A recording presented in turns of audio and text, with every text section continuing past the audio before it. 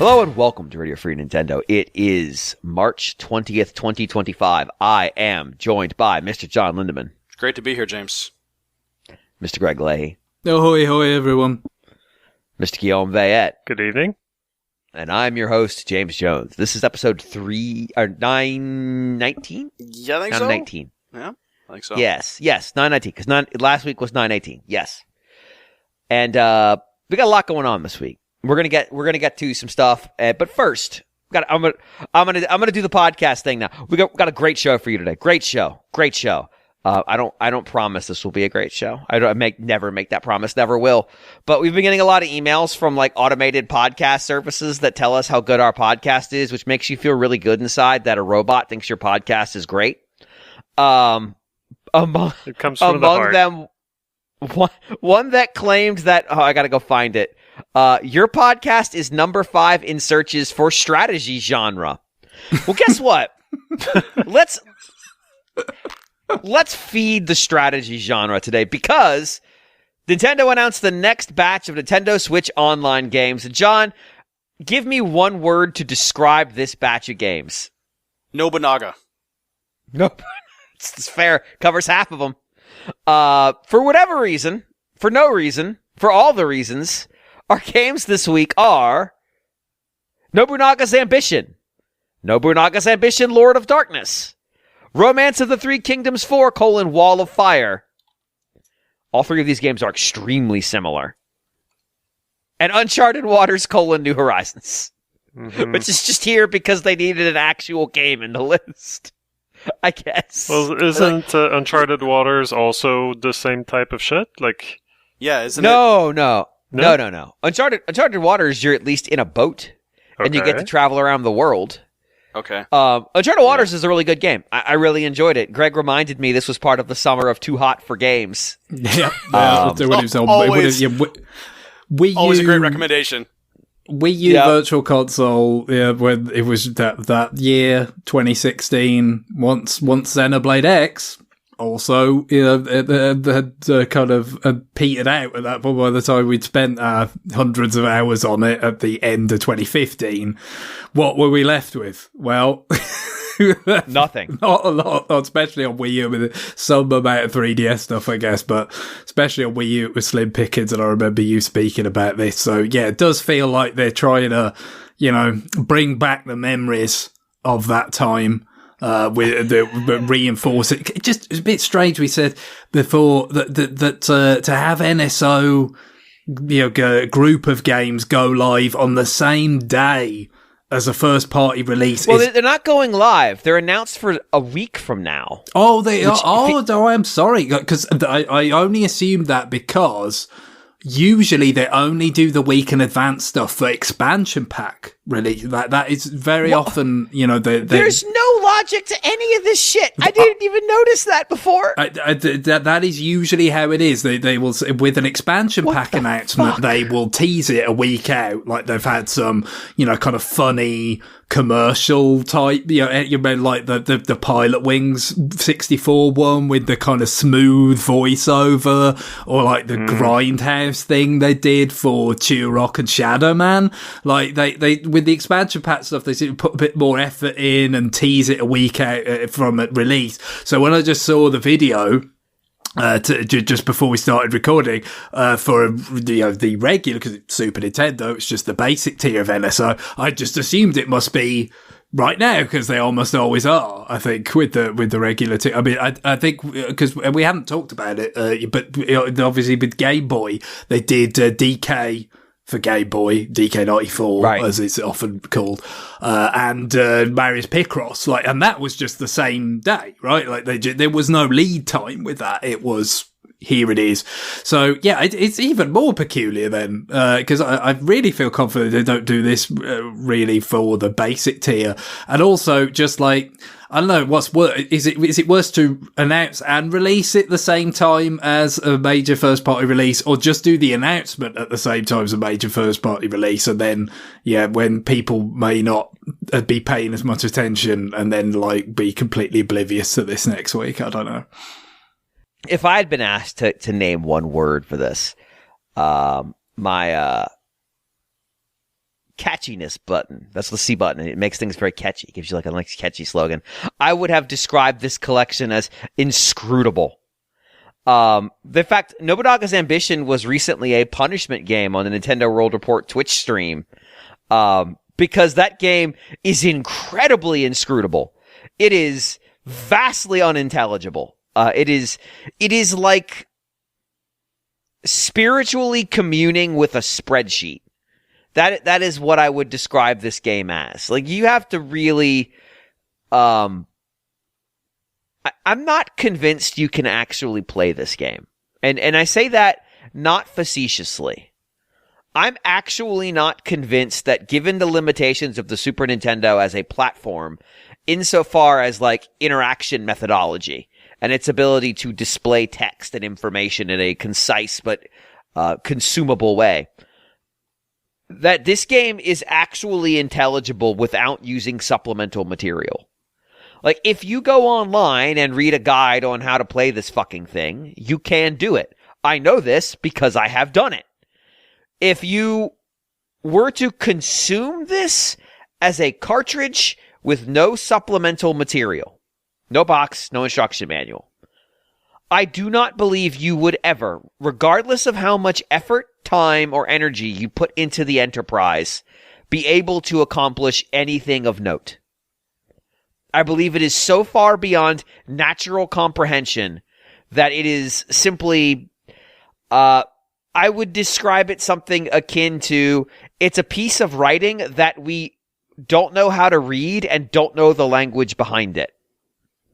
You understand it's writing, and contextually you might be able to figure out broad strokes what it's about. I'm pretty sure this is a shipping manifest, but it's written in some fucking Proto-Indo-European language that I can't read. And I don't even know what this notation system is. That's what this game is. Have fun. Because, remember, NSO games don't have instruction manuals, so you'll get to have this experience yourself. But in case that wasn't enough, they also gave us the sequel the same day because fuck it, we ball? I don't know. I mean, obviously I was aware of Uncharted Waters from you speaking about it, but as a package, I'm just kind of impressed that these were all localized back then.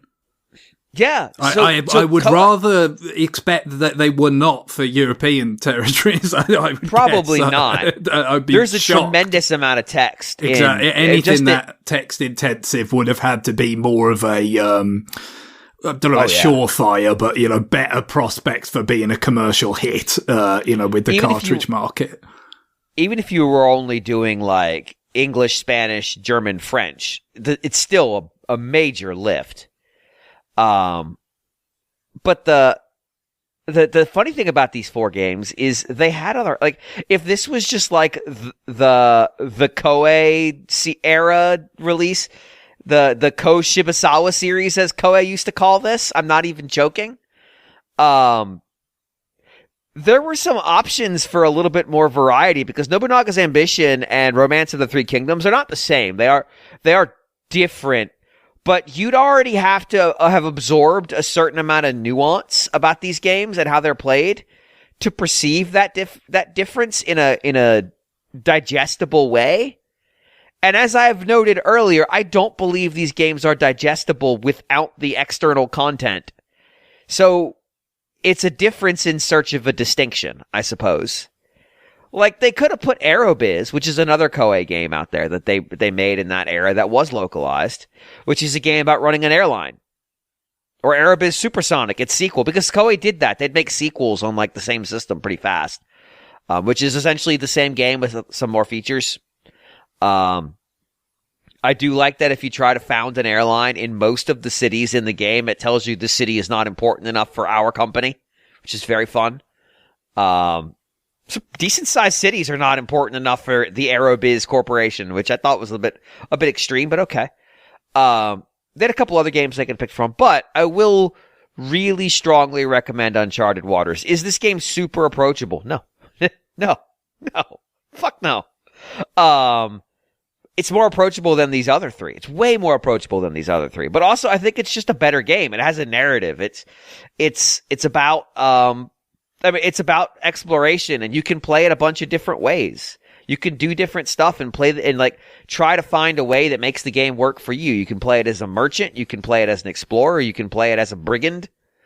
And I really enjoyed playing. I think I played 2 complete playthroughs of it. And to be clear, now this was, again, as we mentioned, this was the summer of Too Hot for games. But like, a complete playthrough of this game is actually really fucking long. It's like 20 hours. Because you're sailing on a ship. It takes a long time to get anywhere. But, I don't know why, how this event happens in one day. Like, what business meeting did like, was Tecmo Koei just over there showing off whatever the inevitable next Warriors game is? Yeah, you do wonder about stuff like that, though. I mean, I guess you hesitate to make it, too much about, to try and make too much quote unquote sense out of some of these things, and because you're not privy to what's going on inside. Sure. You end up imposing your own sense of logic or narratives onto things that don't have any real kind of adherence to that. But I was wondering, like, it seemed a bit random when they did the SNK fighting game in one of the previous drops. I was kind of thinking, like, is there any chance that this has something to do with maybe City of the Wolves coming to Switch 2? Maybe that's just pure wishful thinking, but I guess you could apply some sort of weird, extrapolation to this as well. Are we to be blessed with with the further Koei kind of strategy stuff? Perhaps in the months to come. I don't know. I imagine we'll remember. They still make this series. Oh yeah, I mean, obviously it was quite a few years ago now, but it was Pokemon Conquest, wasn't there? Which was part of Nobunaga's Ambition, spin-off from that with the Pokemon license, obviously. There was Nobunaga Ambition game came out, I want to say, like 2.5 years ago. I want to say it was called like Awakening or something shitty like that. They all have really weird names like Lord of Darkness. But my favorite is Sphere of Influence. It is Nobunaga's Ambition : Sphere of Influence, which is one I have actually seen. Wow, how dramatic.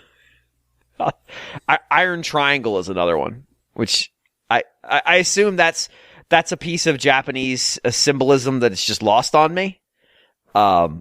Sphere of Influence makes sense, but it's still weird as shit. I don't understand. I may never understand. It may be simply unobtainable information. There is, I'm going to offer someone an opportunity to have an experience. And that is Nobunaga no Yabo for the Wonder Swan. Came out in 1999. There's absolutely no way that game is any good. And it is definitely not in English, but honestly, I'm not sure it matters. Because the menu options in Nobunaga's Ambition games, one of your options will just be like, damn, D-A-M. What does that do? Well, you build some dams.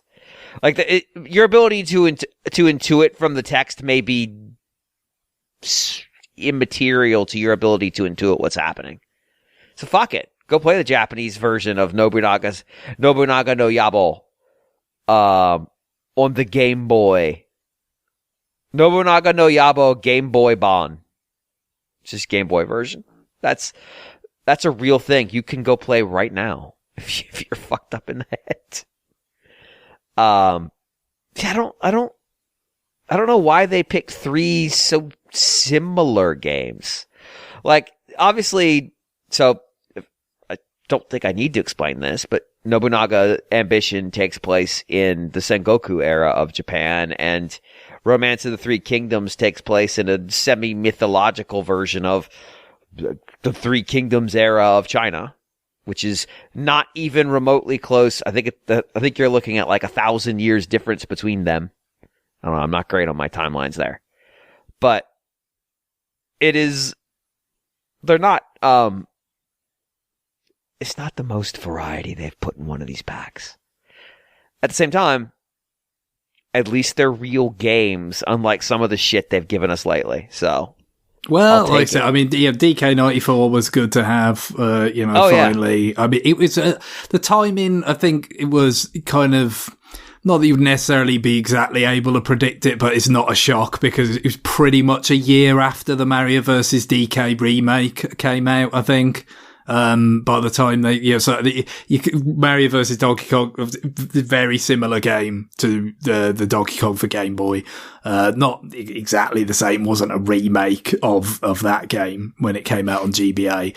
That was a game in the same style, but, its own thing. And then, of course, the Switch remake was just that game with better graphics, but still, they probably felt like, yeah, it's a little bit too close. So we'll let that have basically a year on the market, because I think it was February of 24, I want to say, maybe, for that one, somewhere around there. So, yeah, once we got into March, it's like, okay, they can have Donkey Kong now. And then the Game Boy Picross, which it's not that pointful considering there's the Super Famicom Picross, Mario's Picross is already there, but I guess again with these subscription services and things, it doesn't hurt much to have another version of something, and people may have played that particular game, well, especially because the Mario's Picross for Super Famicom is like an import. It didn't come out outside of Japan, whereas the Game Boy Picross did, right? So it's like people might actually have played that back in the days, and they might like to see boot it up again and hear the music again, all that kind of stuff. And I guess that's the point here, is like maybe with some of these games in a virtual console situation, maybe they wouldn't have done all of them, because it's like, well, maybe you just pick like the one that you think is most likely to sell. Whereas in this case, where you feel like, yeah, you can have, some of these games that are quite closely related together, because, it's just, it's not an either or situation as much when it's just part of a subscription plan. I was looking at what other options they had. It really is just Erebus Supersonic, like, because the other one is a horse racing management game. It's all in Japanese. And Top Management 2, which is again in Japanese. The players must keep their corporation profitable by any means possible as a corporate executive. It's like, wow, that's actually a pretty realistic game. Starting in the first week of April, player must participate in strategic corporate meetings in order to guide the focus of the company into certain prefectures. Buying and selling is done on the Tokyo Stock Exchange in order to improve the profits of the entire corporation. Employees can be hired, fired, or laid off during these important meetings. I mean, they did have Brandish, a game that got, like an RPG that got sort of a remake on PSP or Vita, and yeah. Do they own that one? I don't know. I just know it was released by Nihon Falcom / Koei for the SNES. Yeah, I don't know. They do. I was unaware of this. They did apparently at one point produce erotica, so that's cool. Thank you for that information. That's something that will be with me forever. Yeah, there are other games like these. Yeah, there is a Brandish. You're right. Hey, it looks nice. It looks pretty. We're never going to get Bandit Kings of Ancient China on the NES, I'm afraid. Just we'll never be so lucky. If you want to look up a video of Brandish, it's kind of wild because how does it work again? You can move in the 4 cardinal directions, except that you don't. The castle moves around you or something. Oh, so it works like the Planet Express ship where it moves space around the ship itself. Cool. Basically, yes. Nice. Yeah, Koei's a weird company. Koei is an extremely odd company and will never not be weird.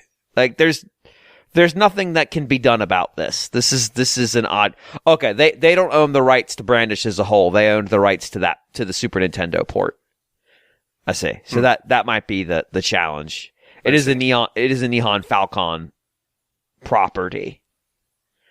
Okay, that might be the issue. But yeah, they could have done anything. They could have done anything, but they chose 3 games like this and then a game about sailing the open waters.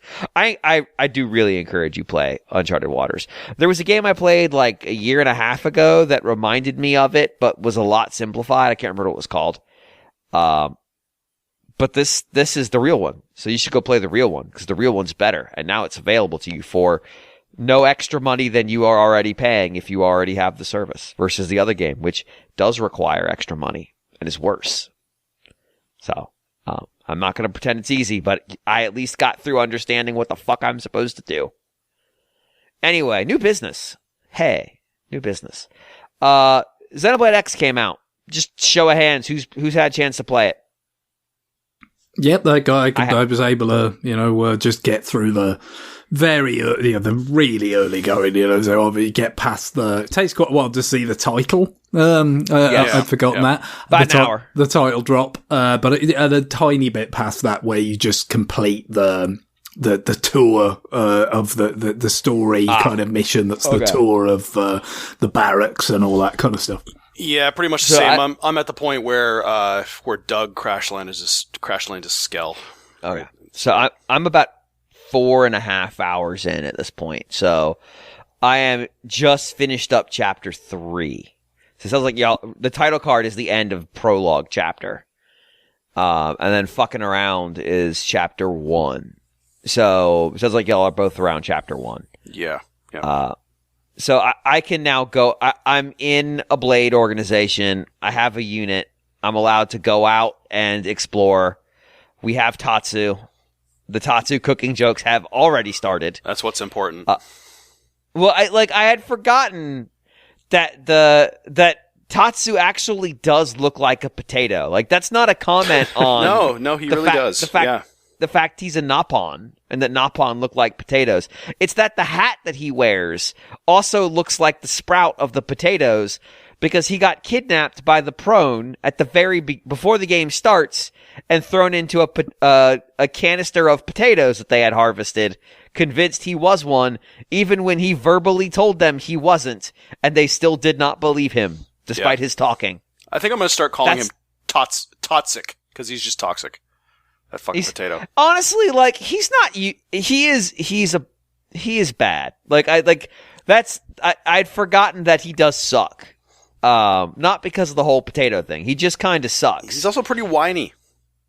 He's extremely whiny. Yeah, just You just want him to really stop talking most of the time. He's very self-aggrandizing. Mm-hmm. He is the ambassador for all of Mira, self-proclaimed. So. I've done, I would say, probably about 2 hours of exploring Primordia. And I can speak a little bit about how the game's been adapted for Switch. I think first and foremost, the thing I'm missing the most is the ability to just tap that button on the top of the gamepad and bring up the map. Because it took me a while to figure out how to get to the map. I actually don't even think I've seen the map. I haven't even looked at the map. You don't think of it. I don't even think you have access to it yet. Yeah, probably not. So to get to it, you press start, which doesn't pause the game. It brings up a menu, but the game's still active. And then you pick map from that list, but I think it's disabled for you right now. That pauses the game. But there are 3 views of the map. There is the grid view. There's the view with the icons for the probes. And then there's like the detail view icon, the detail map where it has like it's like the topography and stuff, and that's where all the objectives and shit are marked. But it's like it's fine. It's just not as convenient. And boy, I miss that convenience because I had forgotten how, like we've talked about it. We've talked about how the scale of the game is really overwhelming before you have your Skell. But I don't think I had fully processed it. Like, because it's been a long time since I've had to explore Primordia on foot. And I don't remember how to get around. Like, I remembered how to get around at that point. And I'm just constantly like, I need to get over there, but there's a cliff wall in my way over here. How do I get around that cliff wall? And just fucking around until I finally manage to find my way out, which takes a long time. And it is a little, disorienting. It's also kind of a little bit of a bummer because you're just like, I just want to get to this place. Please just let me get there. Now I know because I've played this game that eventually that feeling subsides because you get access to better locomotion. You have more warp points because as you lay out the probe map, you can start warping to those places. So you don't have to navigate the whole way there. You can warp kind of close. And maybe there's not a direct route from where you are. Maybe there's some kind of geographic barrier that just won't let you do it. But then you do get the tracking ball, whatever it's called, from Tatsu. I just got that, which will help you get to where you need to go. And so that helps. So like you can maybe figure it out, or at the very least kind of figure it out from there. But starting off, it is actually really hard to navigate. Like with no knowledge of where you're supposed to be going and how you're supposed to be getting around, and no warp points and no scale. It's tough sledding to start with. And it's not like it's super dangerous. Like Primordia does have dangerous enemies in it, but the game is actually pretty kind in the area, in the immediate vicinity of New LA. It's, as you start to head out further from New LA, that the game becomes more and more mean-spirited about things, just like popping up and going, "Hey, what's up, buddy?" And getting you. I'm trying to remaster my jumping skills to climb up surfaces I'm not supposed to. Like that, implementing climbing in Breath of the Wild was like they obviously intend for you to be able to do this kind of like jump climbing, but there's also places where it feels like I'm getting away with something, and there's other places where it feels like they wanted me to pull off this move. Whereas Breath of the Wild, they've basically just said like, you can get away with this shit everywhere. We don't care. So like getting around that, trying to learn from that experience is a little different. But yeah, like I'm having fun, but I've certainly not hit the part of the game where the game really starts to take off, which is probably around chapter 5, if I had to guess. There's a twist that happens around there, and then at that point, the game turns into what it normally is, which is more oriented around completing quests and less around like delivering chunks of story. More quests become available. You can start to know more people. You can do more stuff. Right now, we're still in that phase of they're still introducing gameplay concepts. They're still introducing things you can do. They're still trying to get me on my feet. In a couple more chapters, I'll be good to go.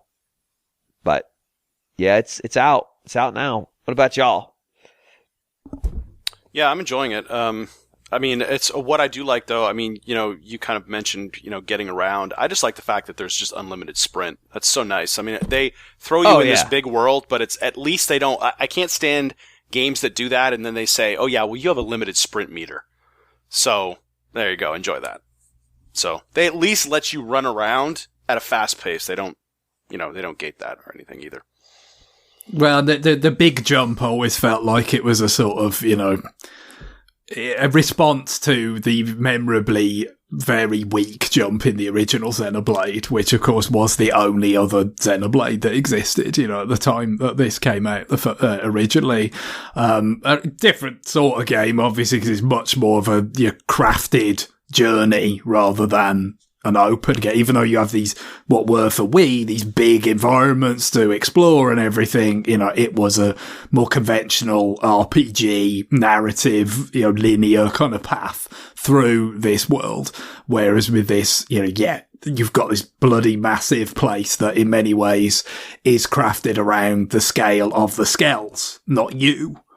So, right. Yeah, it is a bit of a compromise to say, well, if while you're being the small character, the regular human-sized character, you can at least have this bloody big jump and run around as fast as you like. So, yeah, there's that. But, you always kind of felt like, it's kind of, because it's right up front. John already kind of mentioned, I think, the fact that you have somebody piloting a Skell, early on, like they're loading it up for you up front. Like, this is, you're going to be doing this, but not right now. You can't have it yet. And, I wonder, if some people do get, a bit tired of that limitation for as long as it goes on. But, I do think it's part of a really quite satisfying sort of empowerment process that the game takes you on. That, when you get to latter part of the game and this, what genuinely feels like this massive environment because you've had to, tread around on a fair bit of it on foot, becomes much more your oyster once you're in a flying, transforming robot and kind of shooting all these things that you couldn't fight without being killed instantly before and all that. It really does feel like and like what you said, creating all the warp points and all that stuff, that you've mastered this place rather than it was just given to you all up front. Like it's which I think is there's some similarity with that in the Zelda games, Tears of the Kingdom, Breath of the Wild. Probably a little bit more with Tears of the Kingdom because of the gadgets. It's not the same as having a Skell by any means. But there's a little bit of that going on, isn't there, in terms of, if by the time you've got all your kind of builds memorized and you've got the big kind of batteries for the energy to power the things you make from the builds and stuff, like, you can sort of automate a lot of stuff, that you were doing more manually in the latter stages of Tears of the Kingdom. Which, like, there's a little bit of an analog to the Skell, getting Skell in Xenoblade X, but I think think it's more powerful in this. Well, we'll see as I replay the game. It's been a long time, and obviously when I played it the first time, those Zelda games didn't exist yet. But the reality is, that world of Zelda is not designed around the kind of gadgets in the same way that the Xenoblade X mirror is designed around the Skells. Right. Yeah, and if it wasn't, once they give you the Skells, the world would feel broken. Because you would just be it would be like a tokusatsu where you're just stomping around a cardboard city with a giant robot. Or I guess a little bit. I mean, I've never actually messed with this, but it's kind of that if it wasn't designed around it, it would be a bit like what people have heard, including you, talk about the motorcycle in Breath of the Wild. Where it's just the game's like kind of shitting itself, and it's you're just not meant to be apart. Going around that. Like, no, obviously that's there was never the case with Xenoblade X. It was very much built around them, and they're very upfront about, like, it's coming, you're gonna get that, we know you want to get in one of these and start messing around with it, but it's gonna wait. And I think it works narratively. I think it works, like I said, in that sense of progression and empowerment, but it does mean that you kind of have to invest in it, for a bit of a longer haul. And not everyone's going to do that, right? People could fall off games in the interim. So it's kind of a bold choice is quite, that might be a bit laying it on a bit thick, but it is a bit, you know what I mean? It feels like maybe they might have had to fight for that a little bit, Monolith, or someone at Monolith, you know what I mean? Of just the risk of holding back the kind of the real shit, the good shit, until, this many hours into the game. However, I don't know whether it might be a little bit quicker now with some changes that have happened with this game, but I can, judging by the little amount of reviews I've read and stuff, it's still going to be a long time before you get in a Skell. Yeah, and like when you first find out about Skells, it's one crashing, and then Lynn going, "Aren't Skells awesome?" And it's like, calm down. And she then pulls out and reads you her Skell fanfiction. I forgot how much, so Lynn's the narrator for the start of the game, but I had forgotten how much she is a comedy relief character. Like, it's normally in the comedy routine between she and Tatsu, you'd expect one to be the straight man and one to be the goofy one, but they're both the goofy one. They're just goofy in more of different ways. Like a C-3PO R2D2. They could combine into the comedy duo. Right. Everybody else is the straight man for that relationship. But like, the first thing she does, if you answer the question the right way, is it gets ready to read you her Skell fan fiction, her words, before she stopped by Elma to be like, no, we don't need that. Regarding the script, there was one particular piece that actually made it feel dated to me, just in this very immediate, this opening portion where there's like a lift out of order or whatever, and the technician say, oh, sorry, you can't use that. Please understand. And it's, oh God, yes. Remember when I noticed that too. Remember when that was the funniest fucking shit in the world? Nintendo said that once or twice, didn't they? So let's just keep, and during a time where things would go pretty badly. So yes, let's just get plenty of mileage out of this. We are back in 2050. They said it more than once or twice. Yeah, they did. I know. It was rough. There's definitely some spots in that I've seen so far where I'm like, yeah, this feels like it's from an era, text wise. But I'm not surprised. I wouldn't have expected them to go through and retool the localization for anything. This game just needed this. This game just needs to get out game. Sure. So, yeah. Although I will say on the technical side, I mean, the first thing that I said when we saw the first announcement trailer and all that was, looks reasonable in this footage. With you could see the faces had changed a bit and the lighting had changed a bit and all that kind of stuff. But for me, the big question was going to be the image quality on the portable play. Right, because Xenoblade's had a bit of a checkered history with that. Obviously, the second one was a bit of a, tough circumstance with it being so early in the system's life and stuff. But yeah, they had some very low moments with resolution. But even something like the definitive edition of the original Xenoblade did not necessarily have the highest image quality when playing portably and stuff. I've got to say, just from what I've played so far, this looks a significant step up from basically any Xenoblade that I've ever seen on Switch. It does look sharper. Those early moments where Elma is, giving you the kind of view looking down over, the Primordia region with the new LA habitat plonked in the middle of it and all that. It's meant to be, clear. All these shots are directed very specifically to give you this sense of scale and awe and all that kind of stuff. And, I was playing it portably, which is not the best for that,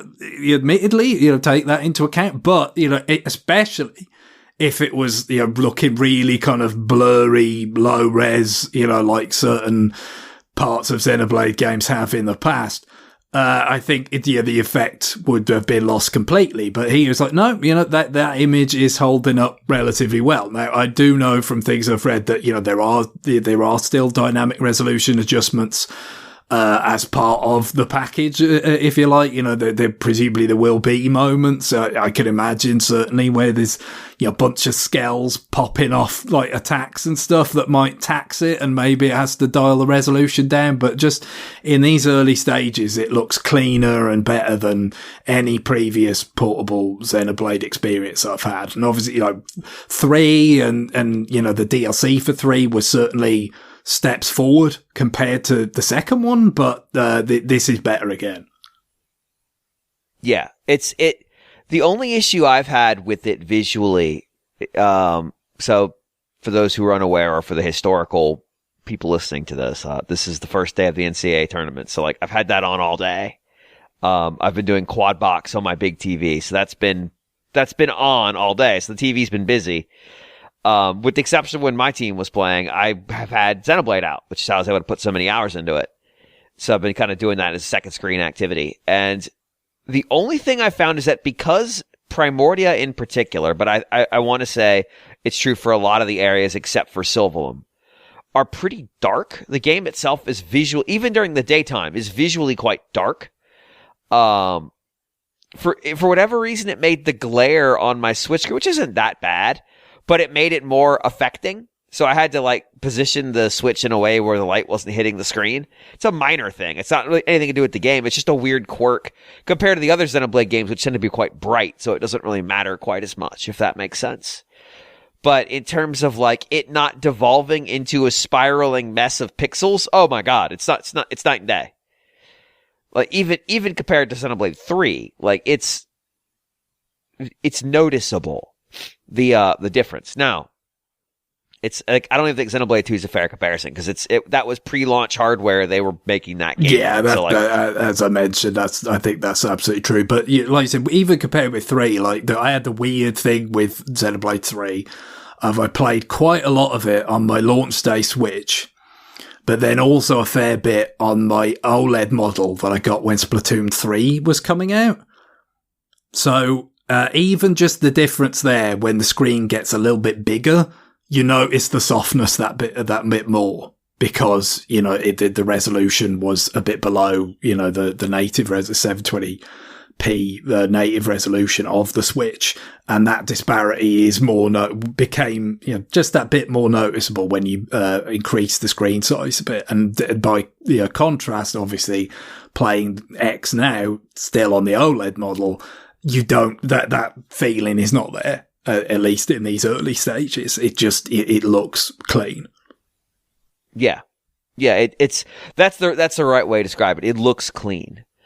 There is a little bit of just like it feels like this game is more detailed than maybe just because it's less cartoony than the other Xenoblade games. That like there is a certain amount of like this looks really really tight on the screen, but I almost never played Xenoblade X on the Wii U gamepad directly. Like I always was doing dual screen, so like I'm just not used to seeing it crushed down too. Is probably part of it. But yeah, it's that same game except now you don't have to hammer A to do field actions. You have to hold it. Did that get me? Like I didn't even remember you had to hammer A. I just did it instinctively. And I was like, why was I hammering A? And then somebody mentioned it on the Discord, and I'm like, oh, right, that's what you had to do before. Now you hold A, and it does it. That's it. That's the difference. Was jump mounted to the shoulder button on Wii U? Yeah, I don't remember. It did feel a little bit odd when I was jumping. Yeah, it does feel really I was weird. Like, it's on the back shoulder, really? But I don't. Yeah. So maybe that suggests that it wasn't before. But I don't want to. I don't want to. I mean, in any way imply that my memory from back then is good enough that it would, you know, stick out that way. Any game putting jump on the shoulder would be weird, though. Like even if because it's just I keep wanting to hit B, which I know isn't A, but like I keep reaching down to press that because A's doing something else. And nothing happens. And I'm like, why? Oh, right, because jump is on the shoulder button. That's dumb. There is definitely and again, I mean, like I know it's different because you know it's never as big a part of, but like in the regular Xenoblade games where you can jump, but it's not a great big jump. It tends to be quite a modest one. That is not on the back shoulder, is it? So. That's another part of it. You played other Xenoblade games since that don't have the jump there. Yeah. So like there's definitely some weird controls going on here, but it's fine. Like it's like I'll get used to it. I've got 60 plus hours to get there. I'll get used to it. But yeah, like it's so early in what this game is. I don't know if there's a lot more to say. It doesn't give you fast travel out of the gate. And so if you fall into the lake in the middle of New LA, you have to manually climb your way out, which I did and sucked. But like then it almost immediately gives you fast travel to the point where I might have just given you fast travel in the definitive edition. Just been like, the only thing you have to do is make it back to the barracks and then you get fast travel. So why not just give me fast travel as soon as the cutscene plays where we get taken to the barracks the first time? That'd have been easy enough. Like, just give it to me then. It's just a minor thing, but I remember launching it going, wait, I can't fast travel? Fuck. I have to climb out of the bottom of the water. God damn it. But yeah, besides that, like, I'm just getting started. I haven't gotten more than, I would say, a single day-night cycle away from the city yet. So it's going to be a little while before I've got my feet under me, because Primordia is huge. It's huge. The next area, I can't remember what it's called, but I just remember that's where all the monkeys are that want to kill you. Yeah, the first thing I thought when you first come out and it shows you the huge panoramic view of Primordia, I sat there and I was thinking, that's just one of the 5 areas in this game? Yeah, and including an area we've never seen before. Yeah. Yeah, it's big. It's a big game. It is. It's a little intimidating. It's like, oh yeah, this game is enormous, isn't it? Yeah. Okay. Yeah, here we go. It kind of, I started playing it and I'm just like, yeah, this game is pretty much crack to me, because I can see why I plowed through it so quickly, because it hits all of that. It's a little bit of Monster Hunter with, like, running around and huge monsters and stuff like that. And then, you can go around and collect stuff, and it's like exploration in the environment is actually meaningful, and you can find stuff and come across side quests and things like that. It's just this game checks all the check boxes for me. Oh yeah, you can just find a side quest out in the wilderness too. Yeah. Like, you're just out there patrolling, and there's a guy you can hear, you get the text box that pops up and says, "Hey," and you're like, "Oh God, what?" Mm-hmm. And he's like, "I lost my phone," and it's like, "Do you want me to go wander over in the middle of a bunch of fucking level 30 rogules to find your phone, sir? No." And then Elma's like, "We should help him," and I'm like, "God damn it, Elma, you busybody!" And so then we're going off to go find this guy's phone. But it's just out there. You can just, like, you'll just stumble across it if you want. Yep. I will say, in the spoiler cast, I won't reference it now because there are definitely people playing this game for the first time, because I think we're the only people who played it on Wii U.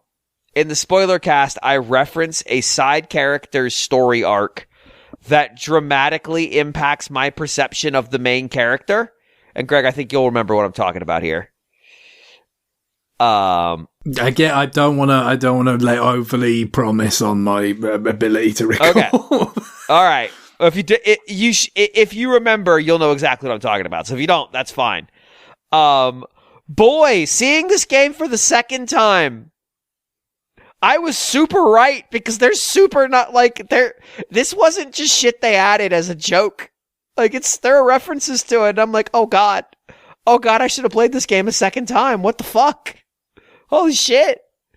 Well, it's definitely, I mean, just as you kind of already alluded to twists and stuff. I mean, there's, and we kind of talked about this a bit when we did the Layton retroactive. It's going to be interesting just going through the narrative with that different perspective of knowing, again, I wouldn't rely on my ability to recall all the nuances of that, experience from the better part of a decade ago, but certainly the big stuff, having that different perspective and seeing, some of the ways maybe that they hint at stuff before it actually is revealed to be quite cool to see, I think.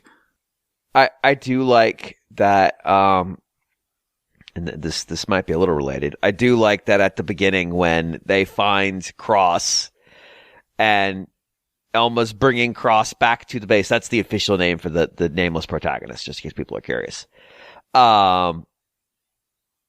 Somebody comes up and they're like, "Oh, is this one of those survivors they just talked about?" Because, like, the person who's made himself in charge came on and goes, "And friends, we've found 10 new survivors today. Isn't that great?" She goes, "What are you talking about? We only found one person." Mm-hmm. Never pass up an opportunity to lie about how good things are. Yeah. And I'm like, based on the information that I collected in my previous playthrough that had me thinking about stuff, I'm doing the DiCaprio pointing at the TV thing. I was like, right there, I see it. So I actually think that there's a lot of stuff in this game that they may have been dropping hints on super early that I'm going to be really, because, like, there are more twists in this game than a Layton game. There are so many fucking twists. There's one that happens in chapter 5. I think y'all will remember which one this is. That somebody almost just says it at the very beginning. And I'm like, oh, okay, cool. That's good to know. But yeah, this is going to be part of the fun of this game, is like, how much shit did they hint about? You know what I mean? Like how much stuff were they winking at us early on that I was missing? Because I think I bet there's more of it coming that I'm going to run into and go, oh, I see. To have had that this early is kind of wild. That might be what I'm most excited about right now. It's not the new content, although I am, and I'm eager to get to it, although I know it's post-completion for the biggest stuff. And there are some characters I'm eager to go re-meet, like L, which L is certainly a character. But, you know, just getting to re-see the world and stuff and see it with that knowledge I already have is now an interesting thing that I hadn't contemplated before. So, that'll be fun. Also, watching the NWR Discord Xenoblade channel lose their minds at this game again is kind of fun. I'm watching you right now. I'm watching you all right now. I'm literally in that channel right now. And it has been active all day. And they're talking about the character creator, which I guess I should mention. So the character creator's not aged well. One, they got rid of the chest slider, which is just unacceptable. But two, like certain facial and hair. So the first thing it asks you to do is pick your gender. Then it asks you to pick like a base type. And I want to say there's 10 of them. They're just 10 heads, but they're small. So it's kind of hard to make out details. But certain hairstyles and facial features are only available on certain base heads, but it doesn't tell you that. And if you want to like change your base head, you have to undo everything you've already done to go find it. So like the first one I picked, the hairstyles were just not right. Like there were just no hairstyles I liked. So I had to go back and pick a different one. Cause I was like, I remember I had a different hairstyle than any of the ones that are here when I played it the first time. Cause I would have never picked any of these. I would have taken the game back to the store if these were my only choices. And I then looked at it and changed base types and realized there were, in fact, different hairstyles that were not in that one. And different facial features and stuff. So that's kind of a bad character editor compared to what character editors can do now. I get that the game's old, but that would have been bad back then, too. So, I don't know. Do better, I guess. Do better in this 10-year-old game. When Xenoblade Chronicles 11 happens, I fully expect them to do better. I'm now fully bought into the bit. This is Xenoblade Chronicles 10. I'm 100% there at this point. This is 10. They have to make 7 more or 6 more to get us here, but that's it. God, how fucking mad would I be? I would be so mad. I'd be 10,000% mad. So that'll be fun. I look forward to that. I look forward to the next game being announced as Xenoblade 11. It'll be great. Xenoblade XI, but not 11. They just call it XI. There it is. Yeah, it's character creator's bad. It took me a little while to get something I was happy with, but then off we go. Yeah, I made my character just look as pretty much as straight ahead as possible, you know, with the kind of K-pop hairdo, or like the sort of kind of spiky, generic Japanese guy hairdo, sort of thing. So I don't know if this hairstyle was in the game originally, but you can just pick Malos's hair. Malos hadn't been in a game yet when Xenoblade X came out, which leads me to wonder if, like, what came first, Malos or his hair? But like Malos has a very distinct hairstyle that's very stupid. It looks like a bamboo shoot. Which I assume is Nomura's doing, isn't it? Oh, yeah. Yeah. Because they did the Torna group in... Yes. One of the peculiar features of Xenoblade 2 is that it has different art direction for different groups of characters. Yes, it is very funny that they're Yeah, I would guess that this is a new little Easter egg hair option that they've put in there. It's kind of like a drill. There is some base heads have pompadours, like full Japanese ruffian pompadours from the 80s, if you're looking for that. If that's what you need in your life, it's out there. You can find it. I really considered it because all the scenes where everybody's out there blowing the main character about how great they are, like there's something about having this military man verbally polishing you while you're just staring at him dead-eyed with a pompadour that seemed really appealing. But I was like, no, I'm not going to do that. I can't, because I'll be like 2 hours in and I'll be like, did I really give myself a fucking pompadour? Jesus Christ. And then it's going to be like 9 more hours before I'm allowed to change what my character looks like, which you can do, by the way. So if you're just getting started and you get stuck in the character creator, fuck it, ball, because you can change it later. You could be purple right now if you want. You could fix it later. It's fine. Everything's fine. I'm 80% confident of that. So if I'm wrong, you've been warned. But no, there is a character editor. In fact, Nintendo World Report has an FAQ about like, so you're going to start Xenoblade X, and I believe that is one of the questions in it. But it is a little bit delayed. I'm reading out of the Discord, quote, man, this Justin guy seems really nice. I hope nothing bad happens to him. It's like, yeah, that would be a real shame if something bad happened to these characters. Also, can we talk about the fact that New LA is supposed to look like old LA? That's what I thought too. I was like, what is old LA? Yeah, it looks just like the city on Earth. And it's like, okay, well, was the city on Earth like a shipyard? Where's the smog? Well, yeah, there is a shipyard in LA. Yeah, I know, but there's the port of Los Angeles. But apparently that's the entirety of Los Angeles in 2054 AD. No, there's the part that looks like Rancho's Palos Verdes. I guess, yeah. And then there's the part that looks like Rodeo Drive. Mm-hmm. And then there's the part that looks like a movie George Lucas made because there's a bunch of diners. It's so weird. This is the worst. Like, we're going to bring all the population of Earth. We need to really squeeze them in. What are we going to do? We're going to build this suburban utopia and a giant fucking cathedral. Why? I don't know. There's a pool. And most of the habitat is empty. It's literally a void. Oh, it's so weird. Also, there's no smog, so it's nothing like LA. I was going through the residential district and I forgot that like so much stuff happens on top of the buildings, like you're playing fucking Crackdown. And the only way to get up there is to jump on smaller buildings and then jump up there. And then on one of those buildings, like 4 stories in the air, that there is no ramp to get to the top of, there's a parking lot with cars in it.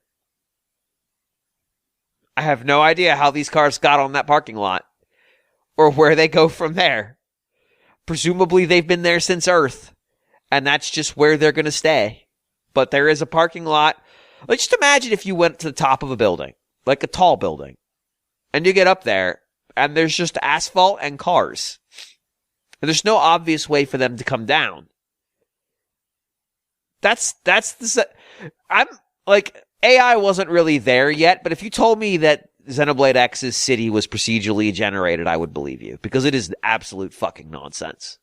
And like, I guess it had been a long enough time that I forgot how nonsense it was. But it's nonsense, and I love it. So, there's that.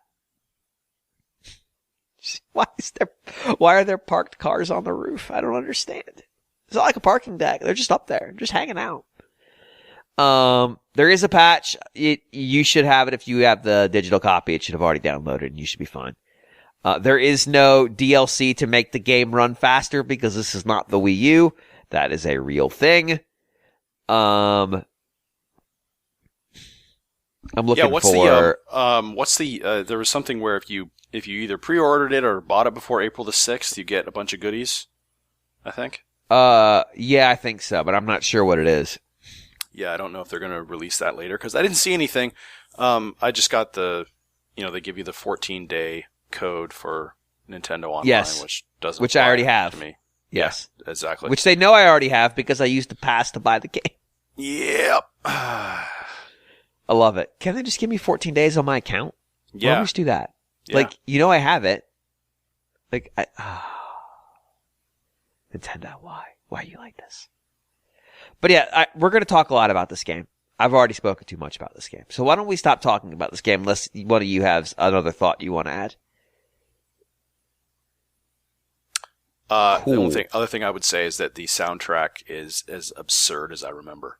Like it's they're it's fucking out there. cowards. Hearing all of that music again, I'm like, wow, they really did just go overboard with this. And they're fucking cowards and gave you a volume slider so you don't get the volume overwhelmed in story important cutscenes by the music. Which makes me sad. Yeah. It's really bonkers. But by default, you do in fact still hear the story important music over the cutscenes. Mm-hmm. I've already had one cutscene where I'm like, I see. We're doing this again. I had forgotten about this. It really, and apparently, I don't know if this affects the Japanese localization or if this is just a dub problem, but like, it really is, at least in the original release, a constant, unavoidable problem that Nintendo Treehouse must have seen during testing, or the Super Mario Club, I think is what they called it. Like, they must have noted it during testing and being like, I can't hear the cutscenes, guys. Why is the music so fucking loud? And they're like, future deferred, not fixing. Like, John, what would the bug card have looked like for that? Can't hear music, can't hear dialogue, background music too loud. Yeah. Mm-hmm. And then they're just like, not reproducible. Save. Yeah. Or works as designed. Yeah, it's like, can we add a field to Jira called "Don't Care"? Can we do that so we can apply that to this bug? I like the idea that they marked it as working as defined. It's like, no, that's on purpose. We wanted that. This is the experience we want. It's like being caught on a different planet while someone's telling you about their breakup while you're fighting a tyrant. Mm-hmm. So we felt that was important. I have a lot of experience with this game. I enjoy this game a lot. There is an undeniable truth about this game, which has really been driven home by playing it now. This game is weird as shit. It is so weird. It is so weird all the time. And I love that for it. But it is weird. And that it doesn't hide that. Like right out of the gate, it's cartoony. In like the most ridiculous ways. While also trying to be serious. We're all like I mentioned it. Lynn's your narrator. But Lynn's also out there telling you about the fan fiction she's writing. And it's like, you needed a second voice for this. This is incredibly incongruous. Like, have Elma do it. Let Elma be the person to... No, I get it. I get why you don't do Elma, but like, do Elma. Like, do anybody. Do the director. He's a disinterested party. It'd be fine. Let Vandom do it. I want Vandom to use all his fucking weird folksy shit. But no, it's Lynn. For some reason.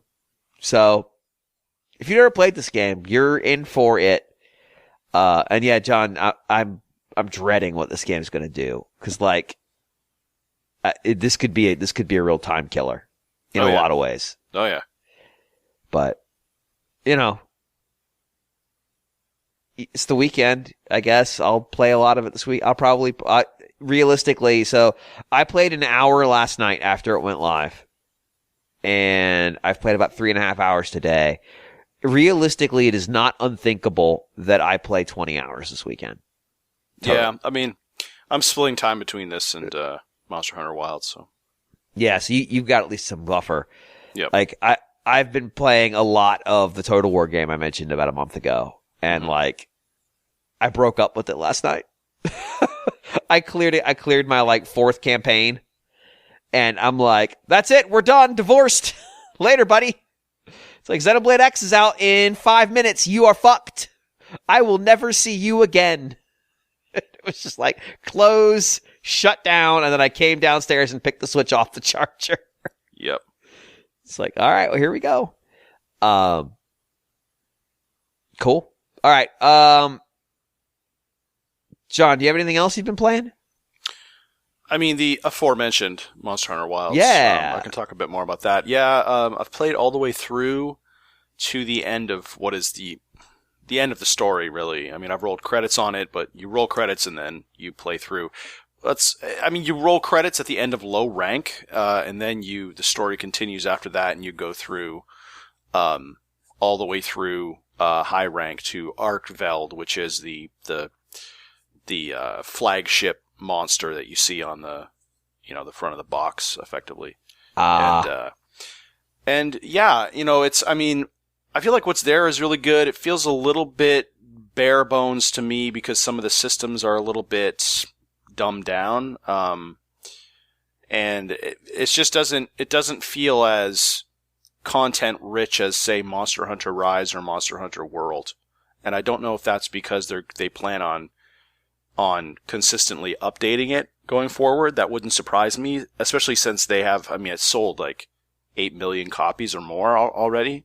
So I think this was kind of different for Capcom because they knew this game was going to be a success, whereas past Monster Hunter games, I think they were just assuming that, the typical sickos that always buy Monster Hunter games are going to buy this, and if we sell more above that, then great. But this one, they pretty much knew it was going to be a success, so I think they wanted to get it out to market and not focus on necessarily making it a huge content-rich experience at launch. That said, there's a lot to do, but it doesn't feel like, in World. The thing is, I wasn't there from day one with World, so I don't know how that was at launch. But, there's no real raid content. There is the one monster, there's Jindahad, who is like this big ice monster, but I don't believe there's necessarily a raid for that. So right now what's out there, at this point after I've played through the story is just, getting end game armor. I think there's probably one more, monster that has yet to be revealed to me at HR, 100. Right now I'm at like 50, 51 maybe. And so, so right now it feels like, I have some optional quests to burn through, event quests to burn through. And then, you start fighting tempered monsters, which are kind of the level above the high rank monsters. But that's about it. Like and it feels kind of strange because it doesn't feel like there's a ton of stuff out there like, I'll be here for months. It feels like I'll be here for maybe another week, and then I'll be sort of thinking like, okay, well, the only thing here to do is like grind for, gold crown, like the largest version of a monster versus the smallest version of a monster, like stuff like that you would usually do in the deep end game, like at the kind of end of the game's life cycle. So it's a little bit strange, but what I'm playing is really good. Really enjoying it. It's still Monster Hunter through and through, although, I have my gripes about certain things being automated, and the overall feel of the series overall, but they're kind of more philosophical gripes. Like, they've kind of, in my opinion, taken the hunter out of Monster Hunter, where part of the original appeal of the game was that you felt like you were hunting a monster in that you had to have specific knowledge and you had to know about the different tells that a monster would give in order to capture it, for instance. You had to, like, the timing had to be right. You had to wait for the monster to get weak, and then you had to watch for the monster to start limping away and going to its hidey hole. That kind of stuff. And really now that's pretty much been removed from the game, where the game just effectively tells you when you can capture something.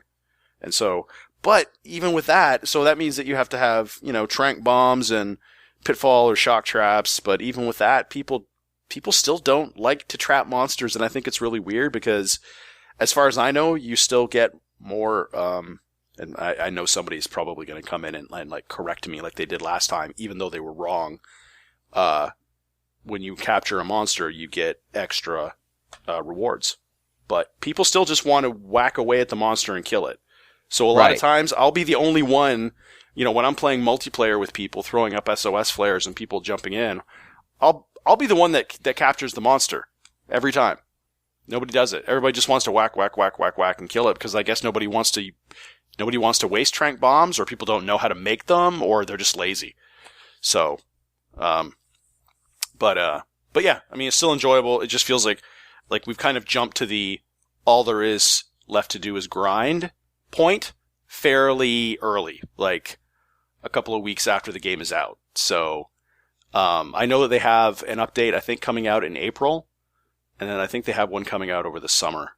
And so I think they'll be putting out more regular releases to pad out the content a bit more, and issue patches and stuff. But yeah, it's I mean, it's enjoyable. As a Monster Hunter veteran, it's definitely more Monster Hunter. I can tell you that. It doesn't stray too far. It doesn't stray too far from what they're doing in Rise, but it really feels like a good mixture of Rise and World, because in World was a little bit too. It was like kind of a little bit too old school for what they were like. It's like they were trying to have large environments and really vertical environments, but they didn't really give you a good way to traverse those environments because there was no Palamute, there was no Sacred, there was nothing to ride on or anything like that. Whereas Rise had smaller environments and you could get around them really quickly. And I still do find myself, just out of force of habit, sometimes when I'm fighting monsters in wilds, I still do the wire bug, like, especially when I get knocked into the air. I mean, in Rise, it becomes instinctive because of course, with a wire bug, if you get knocked into the air by a monster, you can aim the camera and you can throw your wire bug out and your wire bug will pull you to that place mid-air. So you really get used to using that for evasion, for mid-air evasion specifically. And I still find myself doing that, like, my brain says, okay, I got knocked back into the air by this monster. I can get out of this really quickly by throwing a wire bug, but there is no wire bug. But yeah, it feels like kind of a good midpoint between sort of I would say the finickiness of World with Rise, which was, kind of more like arcadey and fast in a way. But yeah, there's a lot of stuff here where, they've taken away, they've taken away some of the stuff that was just annoying, for annoying, for just like kind of, I think they've taken away a lot of the pedantic stuff that used to be in Monster Hunter games where, it's like, I don't need really to have to, in order to just use a mining node, I don't really need to have to buy a pickaxe, then use the pickaxe, have the pickaxe break, then come back and buy another pickaxe just to mine some more. Like, they've taken away a lot of that kind of stuff, which was just annoying anyways. But I think they've also dumbed down the hunting itself quite a bit to a point where, yes, anybody can play it, but that wasn't really the point. The point was you actually did have to put some effort into these hunts. And also, on that note is the addition of the AI hunters that you can call in. So when you throw up an SOS flare, you get AI hunters coming in, or people that pick up your quest, right? The thing is, the AI hunters, I wouldn't be surprised if they get nerfed because they're pretty good. I rarely cart in this game. I can probably count the number of times I've put about maybe 50, 60 hours into this game. And the amount of times I've carted, I can probably count on one hand. Like, wow. There's no way I've carted more than 10 times. There's no way. For those who don't know, carding means getting wiped. Yeah. So dying at a quest. I mean, mainly a couple of times during fighting Jin Dahad, because he's the one guy that he has the one sort of Monster Hunter World kind of attack where you have to bring down an ice boulder, and then when he does a certain thing, you have to get behind the ice boulder to duck his attack, or else he'll one-shot you. and that's very much a Monster Hunter World thing. Several of the end game monsters, like the large dragons at the end of that game, have that kind of attack where if you don't hide behind something, you're dead.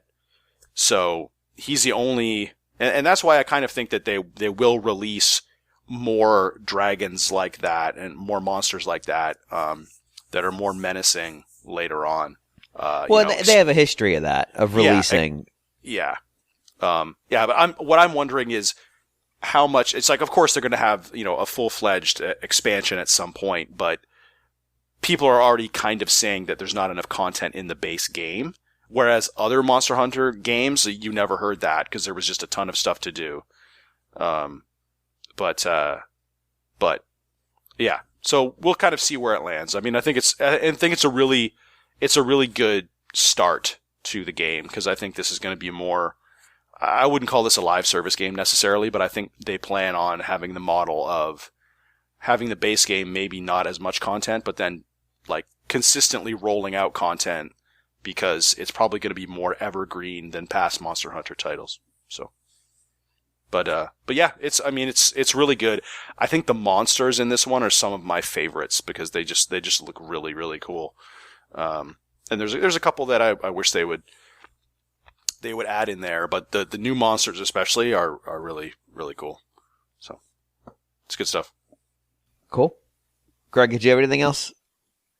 No, I wouldn't say so. I played a little bit of Donkey Kong for Game Boy on the NSO. Same. And made a little bit of start on the Dragon's Trap for the retroactive, but not a dreadful amount of time. And then Xenoblade happened, so yeah, nothing further. Okay. Guillaume. I don't have much in terms of new business. I'm still playing Final Fantasy V. Okay. But I've slowed down quite a bit, and partly that might be because that's the 5th game in a row that I'm playing of this franchise, so I might be getting tired of it. But also it might be that I don't think I love Final Fantasy V. It does. I don't know. I think it's fairly beloved in Japan. I know that Chris Kohler talks highly of it, partly because he was involved, I think, in like the fan translation, and like I think he wrote the first game FAQ about it. But yeah, and I read like his boss fight books about it, so I don't know. Like I know it's revered by some people, but to me, this very systems heavy game doesn't really scratch whatever itch I have when I'm playing these. I kind of, on a certain level, like I understand the appeal of leveling up these various jobs that give you different abilities, and then like you mix and match at the end, and or over the course of the game, like you try to set up an interesting party, and you can do some interesting things. But to me, that kind of stuff doesn't really work in a story-driven RPG. And the story in this RPG is fairly weak. Like it's definitely not the what they're focused on. But as you're going through it, as you're unlocking new jobs, and as you're leveling up the old ones, there's no. I don't know if there's that much opportunity to play around and try different things, Huh. Like if you're trying, because you're always going to have to level up a job a little bit before any interesting ability is unlocked, right? So you can't just like move, and like keep like, oh, okay, like a summoner kind of sucks. Now I'm going to try a dancer. Okay. But like, you kind of miss the opportunity to level up your dancer where you would see if he's got like an interesting ability or not. And like, so now you're sinking time into that, and you're kind of always wondering, or I'm always kind of wondering, like, is this first of all worth it? And also, am I just like missing out on like a much better, more interesting job. So what ends up happening is that I'm kind of playing it the same way that I played it the first time, which was to follow the base strategy that Chris Kohler in his Game FAQ came up with. Like I kind of follow the guidance of like using a lot of the blue magic, kind of collecting the blue magic, and the blue magic is the magic spells that you get from the enemies. Like you've got the blue magician who's got this ability, Learn. So when you get hit by an enemy spell, in some cases, you learn that, and then you can use it in future battles. Now, you can set... Each character can have a job and have like one ability that they've learned from a different job that they can equip. So in theory, if you don't need any other abilities, you could set your whole party to have the learn ability and like have maybe like one active blue wizard in your party, and like they're gonna cast the blue magic, and like you're sure if the enemies hit you with a spell, anyone in your party, you're gonna learn it. You're gonna be fine. But in practice, like you do need some other abilities, like, so you don't really want to do that. Also, eventually, there are enemies that have abilities that you can learn, but that they will never use it against you because they're healing spells or something. And so, like, you have to have a different dude who's going to be your Beastmaster, and then, like, you take control of the enemy, and that you will make the enemy cast their spell on you so that you can learn it. It's a lot of work. It's worth it because definitely I think that the blue mage, the blue wizard, whatever, has more interesting spells than just the white mage and the black mage. But they're all very expensive in terms of mana points, so you can't always use them when you want to. And yeah, it's a lot of work to get them. And if you're not following a guide, you're probably going to miss a few of them, or you're going to try to control it like every battle, every time that you see a new enemy, you're going to try to control it. So just so you can check if they've got an ability that might be interesting that you can learn. So yeah, I think like this whole process, like I'm explaining it and I can understand right away, like, why am I a little bit tired of this game? It's because it's a lot of work. It's not very fun. I don't find that process super fun, but I don't know what else to do because if I don't do that, like I'm just going to rely on the old boring kind of knight with black mage, white mage, and ninja combo that you can have. But like, again, like, is that really that interesting or that powerful? I don't know. Like, there's almost like too many options. There's not enough guidance as to what will work or not, and you don't see in advance what the abilities that you're going to unlock will be with a class, with a job. So yeah, like, either I should be using a guide more, or I guess I could stop playing this game. But I'm 15 hours in at this point. I think I'm fairly close to the end, so I might as well power through. And we'll see. Like, I did enable the boost mode where I can quadruple the amount of job points that I get every time I finish that I fight an enemy. So yeah, I'm kind of speeding things up this way, but it's just to get to the interesting part of each job much faster. Because otherwise it's a lot of grinding. So yeah, I don't know.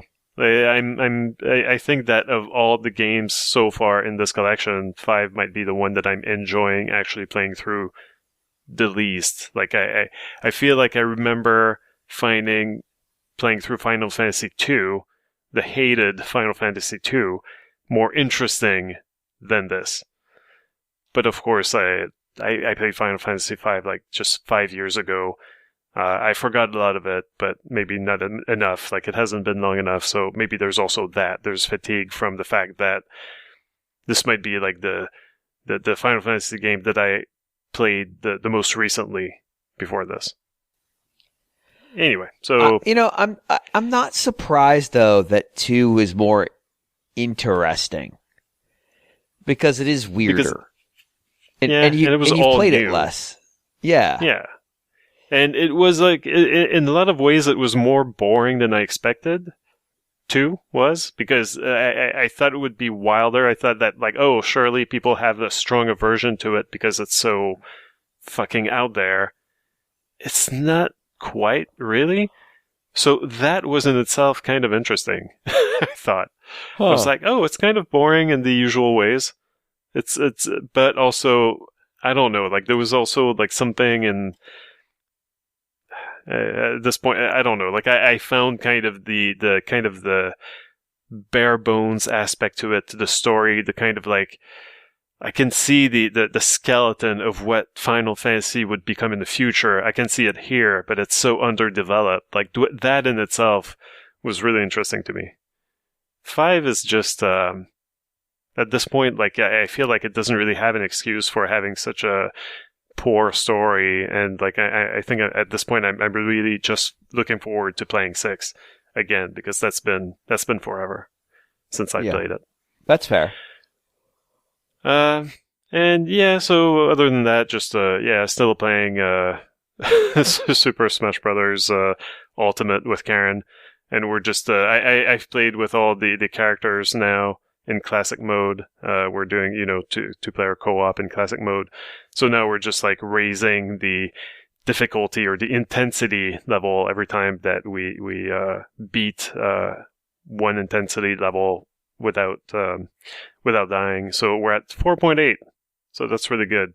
And we managed to finish at some point with like at 9.8, which was very frustrating to not get that extra 0.1 and unlock that one reward, whatever you call them, like piece. I forget what they are. The challenges.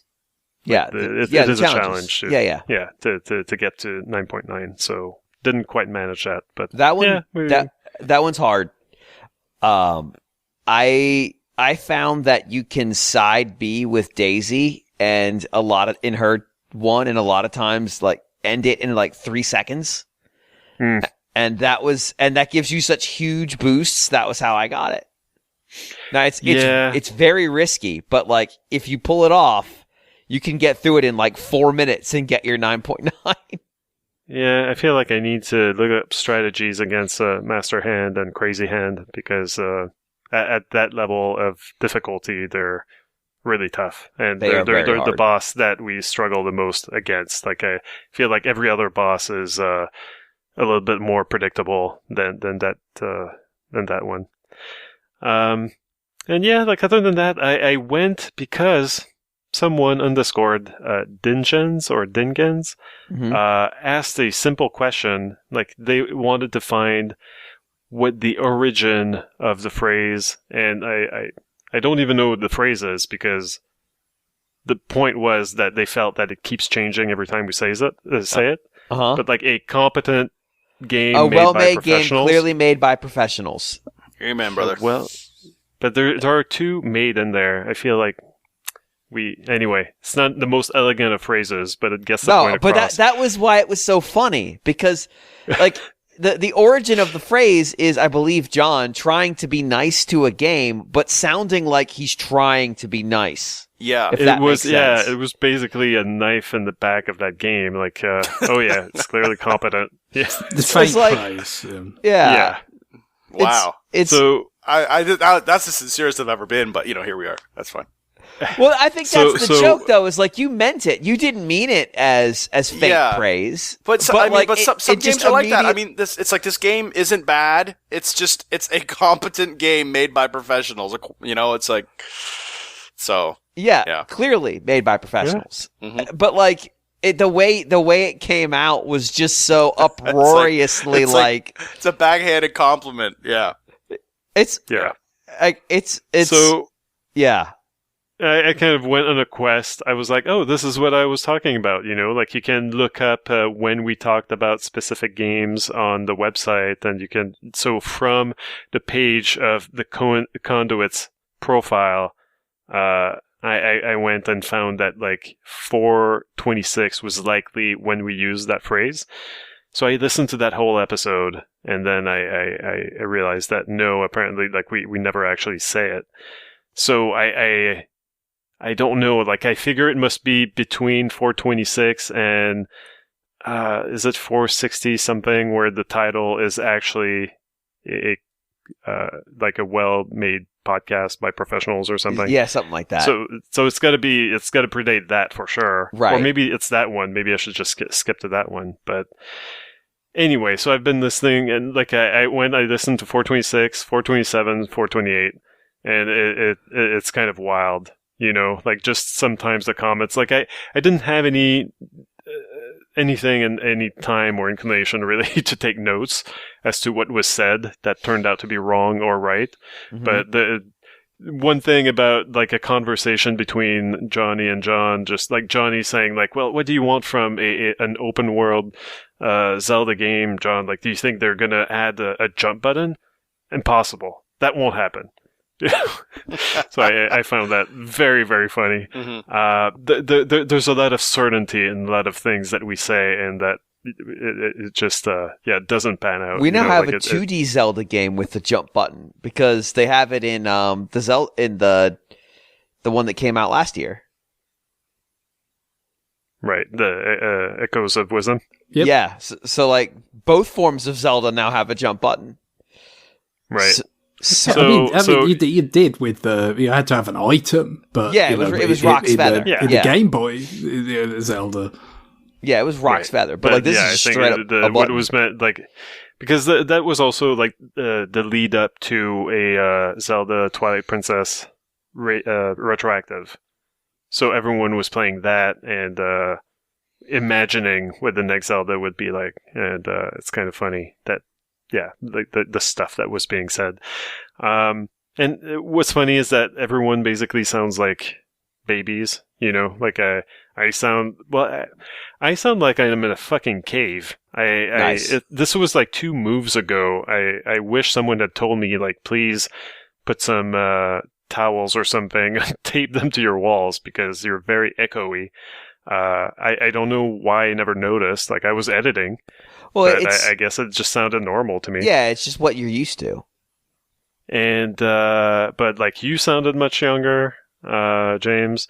Johnny sounded much younger. Greg wasn't around. John still sounded like today. Well, when you're 500 years old, 550 is really not that different. You know, like Lestat still sounded the same, you know, hundreds of years. I don't know. He sounded pretty different when Tom Cruise wasn't playing him in that movie. True. So so it's been fun. I don't know if I'm going to keep up. I'm probably going to skip to that one episode with the title. That it is really weird when someone's like, "I listened to all the shows," and I'm like, "It's not a series, brother. It's not a television series. It's not sequential. This ain't The Sopranos." But, I've done that a few times where I was going back to listen to a certain episode. And there is, like, when I got this microphone, I found the episode literally right before I got it. And I'm like, I sound like dog shit. When I guess one thing that I found funny is, remember Curtis Bond, who used to be collaborating on the website or like doing videos, playing live, streaming for Nintendo World Report. So he was, I think, on 427, and he was the one who was like, hey, like, what was the title of that game where, like, there was an FMV at the beginning, and, like, this dude was asking, what if it snowed in California? Johnny Mosley Mad Tricks. Yup. Yeah, and it took forever for you to find that, but eventually you found it. Yes. And that was the origin point, and I forgot completely about, like, how that came about. It was that episode. Johnny Mosley Mad Tricks. Just instant, like, as soon as you said, what if it snows in, I knew exactly where we were going. Yeah, I mean, it's legendary at this point.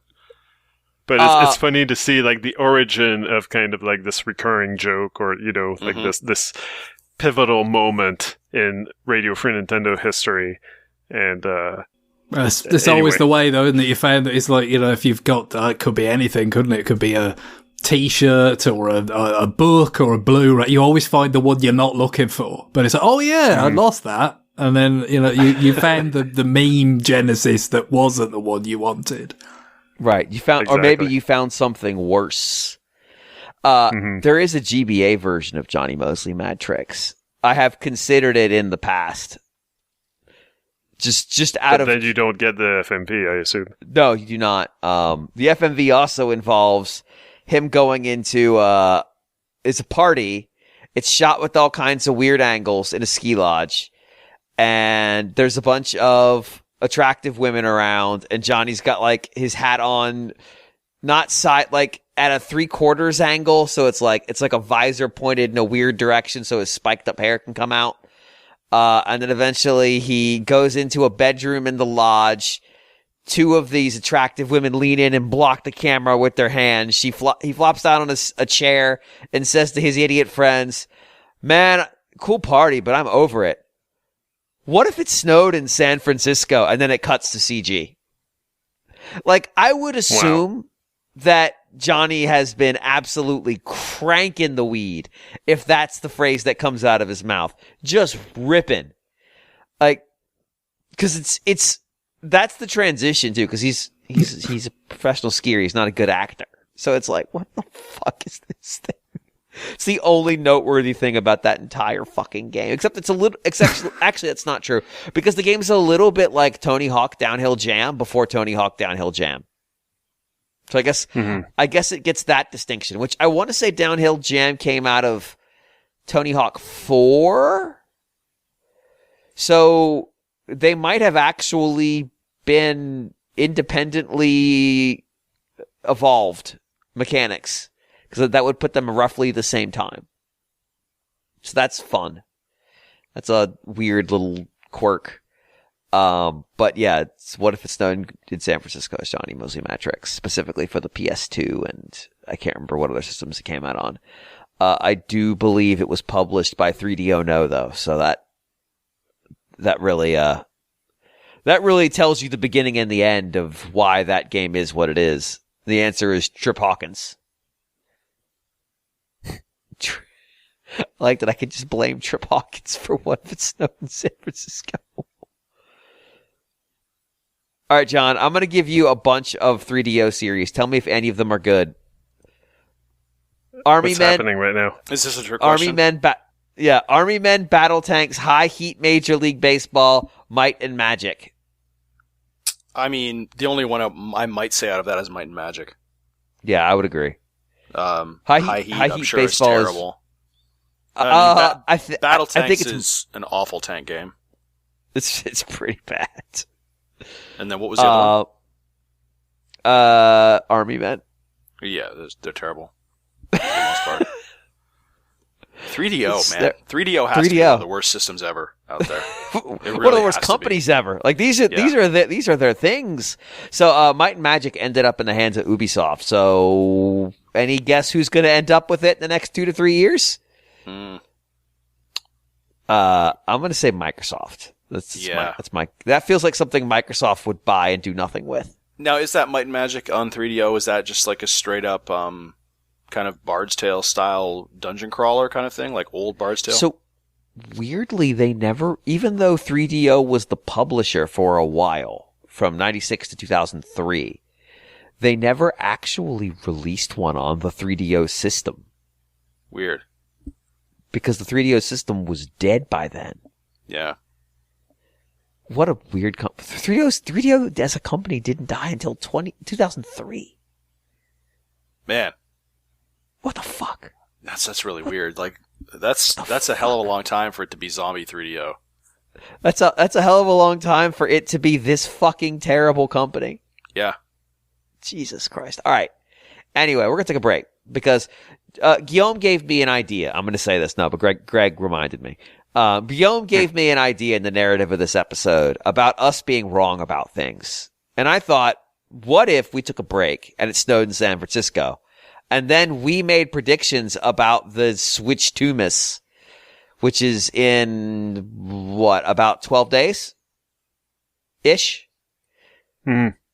So we're going to do that after the break. We've 2 each. So it should move relatively briskly. So stay tuned for that inevitable failure. Please don't take notes. I'm begging you not to take notes. Don't take notes. Don't rub it in our face. It's going to be bad.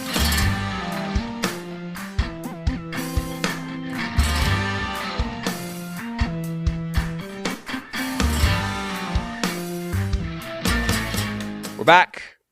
We're going to talk Switch to Direct, which is April the 2nd. Do we know what time it's at? Probably. We do. But They have mentioned it, yeah. Okay. Offhand, I can't recall it. It's probably going to be one of those ones where it's, sort of like in the evening in Japan, and in the afternoon in Europe and in the morning in America. It'll air Wednesday, April 2nd, 2025 at 6 a.m. Pacific. Gross. Yep. 9 in the morning, my time. That's gross. Okay, that's fine. 6 a.m. Pacific on a is Wednesday. Wow. I'm actually surprised, given the position of North America and Nintendo's portfolio, that the time zones aren't aligned for North American consumption. Mm-hmm. Like, regardless of if you feel I'm being hegemonistic right now, like just the reality of Nintendo's portfolio is that that's their most important region. It's like you were reading my mind right now. A little bit scary. Well, that is in fact what I do. So it being at 6 a.m. Pacific feels unideal. But honestly, 6 a.m. Pacific means it's like middle of the day Europe. Yeah. In Japan, it's 10 p.m. So yeah. It's like the time's not great for any of their core regions, to be honest. No. It's like not prime time for anybody. I get it, because if they'd gone earlier, then you're pushing it to like 6 a.m. Eastern, which is just completely unfathomable. It was a little bit different, with the Switchmas back in 2017. They were having that physical, event in Japan, right? So it's kind of like, okay, that kind of anchors a practical element there. So maybe that it would explain how you end up putting the time with it. Whereas presumably, if this just be another pre-recorded, pre-packaged segment, there's nothing to suggest that it isn't that at this juncture. You really could put it, anytime you like, I guess, but balancing the 3 kind of, separate principal kind of territories is not going to be easy at any point. I mean, we've done podcasts where there've been people with like doing TYP was in Japan and stuff, or with James Charlton. I did one in Japan. Yeah, so it could be done. I'm not saying Nintendo gonna do it, but no, yeah, it's always going to be somewhat problematic, I guess. Yeah, it feels like they picked the time that's good for nobody, which is kind of funny. Because at 10 p.m. Japan time, 6 a.m. Pacific time, 9 a.m. Eastern, and then like, what would that be, like 2 o'clock Europe? In Central Europe? But 2 o'clock for us in the UK. Okay, yeah, so it was 3 Central p.m. Europe. Right, yeah, Central European time. So it's like the middle of the workday. So it's not great. It's not the worst. I would say 6 a.m. is probably like get fucked Hawaii, I guess. 4 in the morning. But yeah, it's probably not the best time, but I guess they just couldn't find a prime time they were happy with, because you put it prime time Japan, it's the middle of the night in North America, early morning in Europe. If you put it prime time in North America, it's the middle of the night Europe, and it's early morning in Japan. Yeah, it's a no-win situation. But it isn't. I guess they've done some. Usually the directs are around noon Eastern. So I guess they feel like it's more important that the Japan one be at a conventional time. But we're going to attempt to do a little bit of predicting here. In fact, it was requested of us. A couple different people wrote it. Justin wrote, last episode, James listing off the 2017 titles for the retroactive reminded me of what a banger first year Nintendo Switch had. What would you expect or like to see for Nintendo Switch 2's first-year lineup to match or exceed what they did for the OG system? I'll be honest, I don't think that's possible. So, like, we're gonna try to be in the realm of realistic, but like, there would have to be another Zelda game that we've not seen. Yeah, that's the biggest problem with that, isn't it? Is the Zelda component of it. You know, it just feels like that's really difficult to substitute for. And of course, that's because that you're talking about a game there that wasn't supposed to be a launch game for another system. It was meant to be the flagship Zelda game for Wii U. And of course, because Switch was not a bomb like Wii U was, we're not in that position. And you could say, oh, well, is it Metroid in that place? And the answer is no. Because it's Metroid. It's not Zelda. No, it's just not as big. I mean, how many? Over 30 million the Breath of the Wild has ended up selling? Yeah. I mean, which is probably like Metroid's entire series. No, so I mean, it's certainly in the commercial realm. I don't think so. But also, you know, Prime 4, we'll see. I don't want to be too prejudicial about it because we know so very little about it. But certainly, because the Prime series has been gone for so long and whatnot, like, you do wonder whether there'll be a bit more of a, you know, it's going to sort of have to be just a Metroid Prime game again. Rather than, you know, the Breath of the Wild was much more about, okay, we're really trying to reinvent the Zelda series after Skyward Sword. And, you know, I think the possibilities for Prime 4 doing anything that feels that significant for the people who are invested in it are not that likely, because it's just, I mean, it's enough of a sort of, it's enough of a boondoggle as it is, you know, in terms of how much money they've sunk into development on it, you know, with having to scrap it and then put different developers on it and all that stuff that they're almost certainly never going to get back. To say, hey, let's just risk reinventing the game as while we're at it. It doesn't seem, not that it might not have innovative elements and things that, you know, could be refreshing additions or twists on the formula that was established by the first three games, but I don't imagine it's not really the point, is it? I mean, at this point, it has been so long since 07 for Corruption. It's going to be, you would think that for the people who are anticipating it and what it can deliver it's back. That thing I liked is so long ago is back. Like that's probably the angle it's going to work. And not in pinball form, which is a real miss. I'm gonna be honest. Bloody good pinball game. Yeah. Assuming at least one banger per quarter, which what top 4 franchises do you expect to be out in year one? What filler titles would round it out? If you're bereft of ideas, you can include Pokemon Legends Z2A and Metroid Prime 4 since backwards compatibility is confirmed. But I'd say think bigger. I mean, you can say that, but the practical realities of the world are what they are. And well, sure. Yeah, that's true. I mean, the only thing I'll say about this is that unlike the original Switch launch, like I said, the Switch launch had certain advantages in terms of, you know, the Wii U, library, as it were, you know, games that they would have been planning for Wii U, that they moved over to Switch. The most notable of that obviously being Breath of the Wild. But then also, you know, games that, they could do follow-ups or ports to Switch in relatively short order, you know, like Splatoon 2.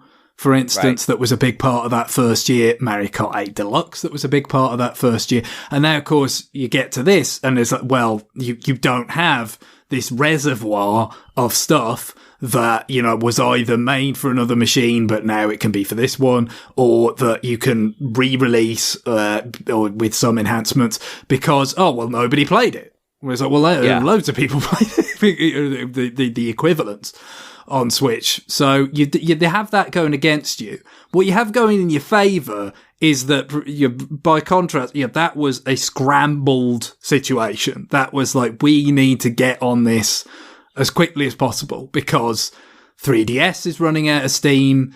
Wii U never even gathered steam. We have to get something out that resets things for us in the marketplace that is a win, and it needs to happen now.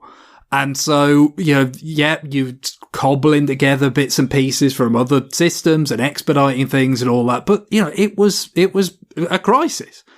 they're not facing, they haven't had that much of, that kind of pressure on them.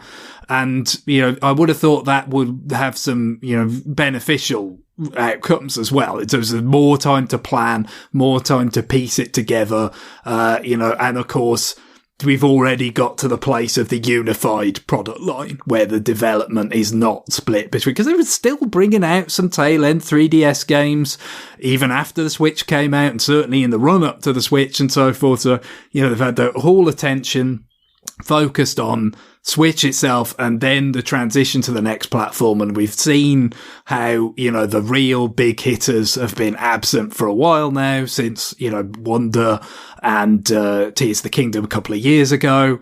So I would have thought, for all the kind of difficulties matching that, what they were able to put together in that first year, they've at least got some things on their side to kind of close the gap. It's just, but to your point, ultimately, like, they mined the wells so well pun not intended, on Switch that it does limit their ability to just because of how bad things were during Wii U, leverage that as like a crutch.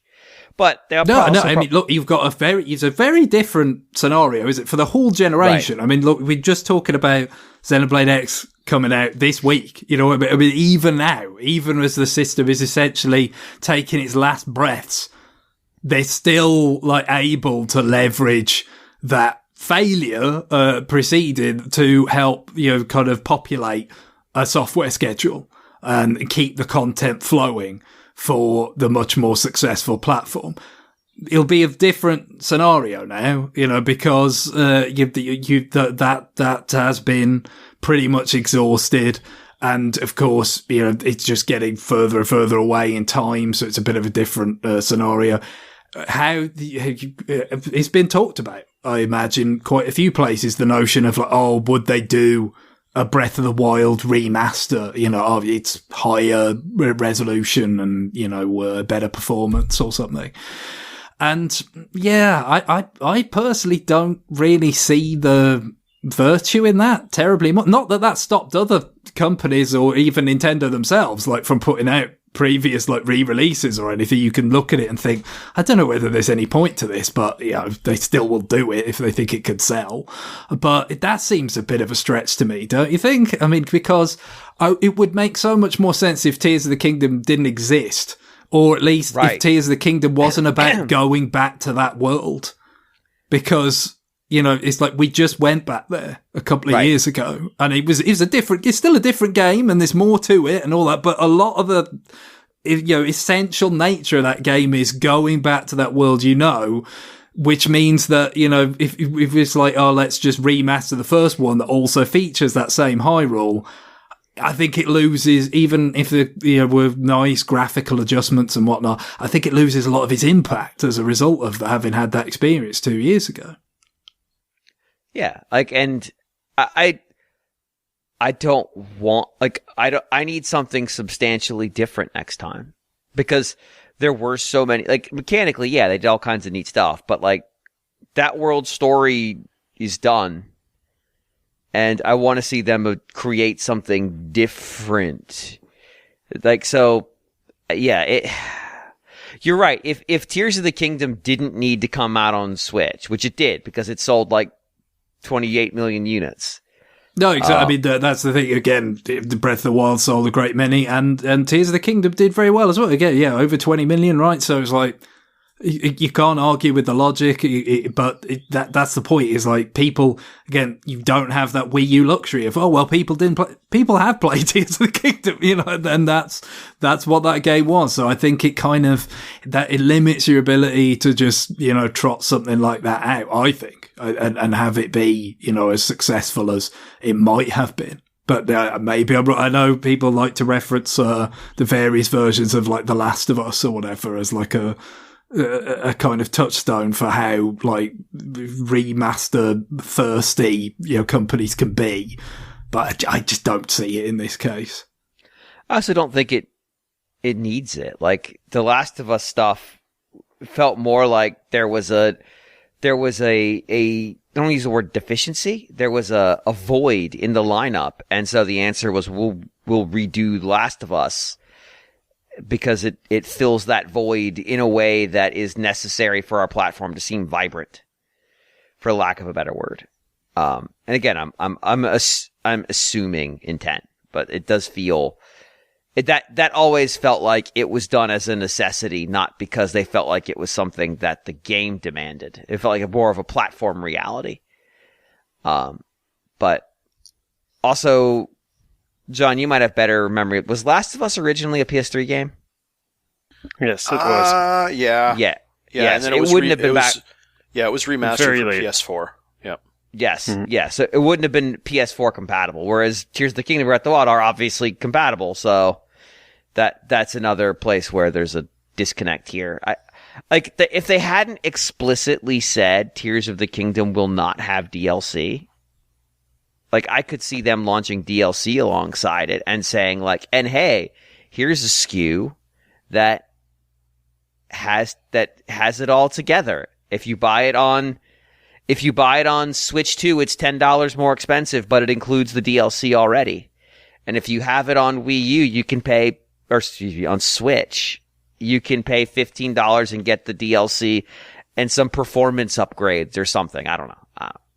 But they've been very explicit. There will not be DLC for this game. So no, and presumably that's because it's just the attention of developers required elsewhere, very much for Switch 2 stuff. So yeah, that's just kind of, it feels like that was a clean break, and they're on to the stuff to make this first year and beyond as appealing as it can be. I mean, if you're trying to do a sort of matching it up as closely as possible, Mario Kart is something they've already shown something of. Right. We know there's a Mario Kart. Based on past performance, seems like it just has to be there either at launch or shortly thereafter, and it's just a hugely powerful kind of title in their commercial library at this point. So yeah, that's it. That we know that's there. A 3D Mario game to sub in for Odyssey seems a safe bet, I would say, but considering they have not had a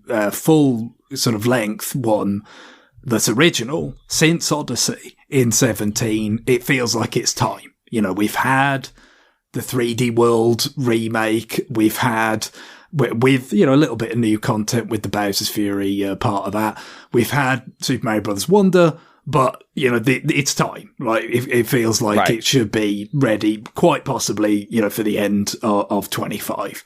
So that feels like another part that they can, emulate. At least, in the general nature of the game, whether it's as good or as appealing to people, you can't say. The rest of it is where, it gets a little bit tricky, and especially the Zelda component. That's the hardest thing to substitute for. Something of that scale, of that, kind of renown, but that also has, potentially very significant commercial appeal. I haven't got an obvious analogue for that. Like you said, Metroid Prime 4 isn't it. What else would it be? I don't know. Like my prediction is, in terms of games, I think this, do we want to actually get into like launch predictions here? Why don't we, since we're here, why don't we each give a game prediction? Okay. Well, so I think this thing is going to launch June 27th is my prediction. Okay, well that's all right. We'll go with that too. Okay. Yeah. Well, I mean, that ties into what's going to come out. Okay. Right? All right. That's why I say that. Right. So, I think that it'll launch. It won't be packed in, but I think it'll launch. I think Mario Kart 9 is going to be a launch title. I think. And the reason why I think that, the thing is, a lot of this stuff has just been cooking for a long time. So I look at it like they've had time to do this. So why not? So I think Mario Kart is going to be out at launch. I think Metroid Prime 4, I think that's going to be in September. And then I think Odyssey is going to be the Christmas game.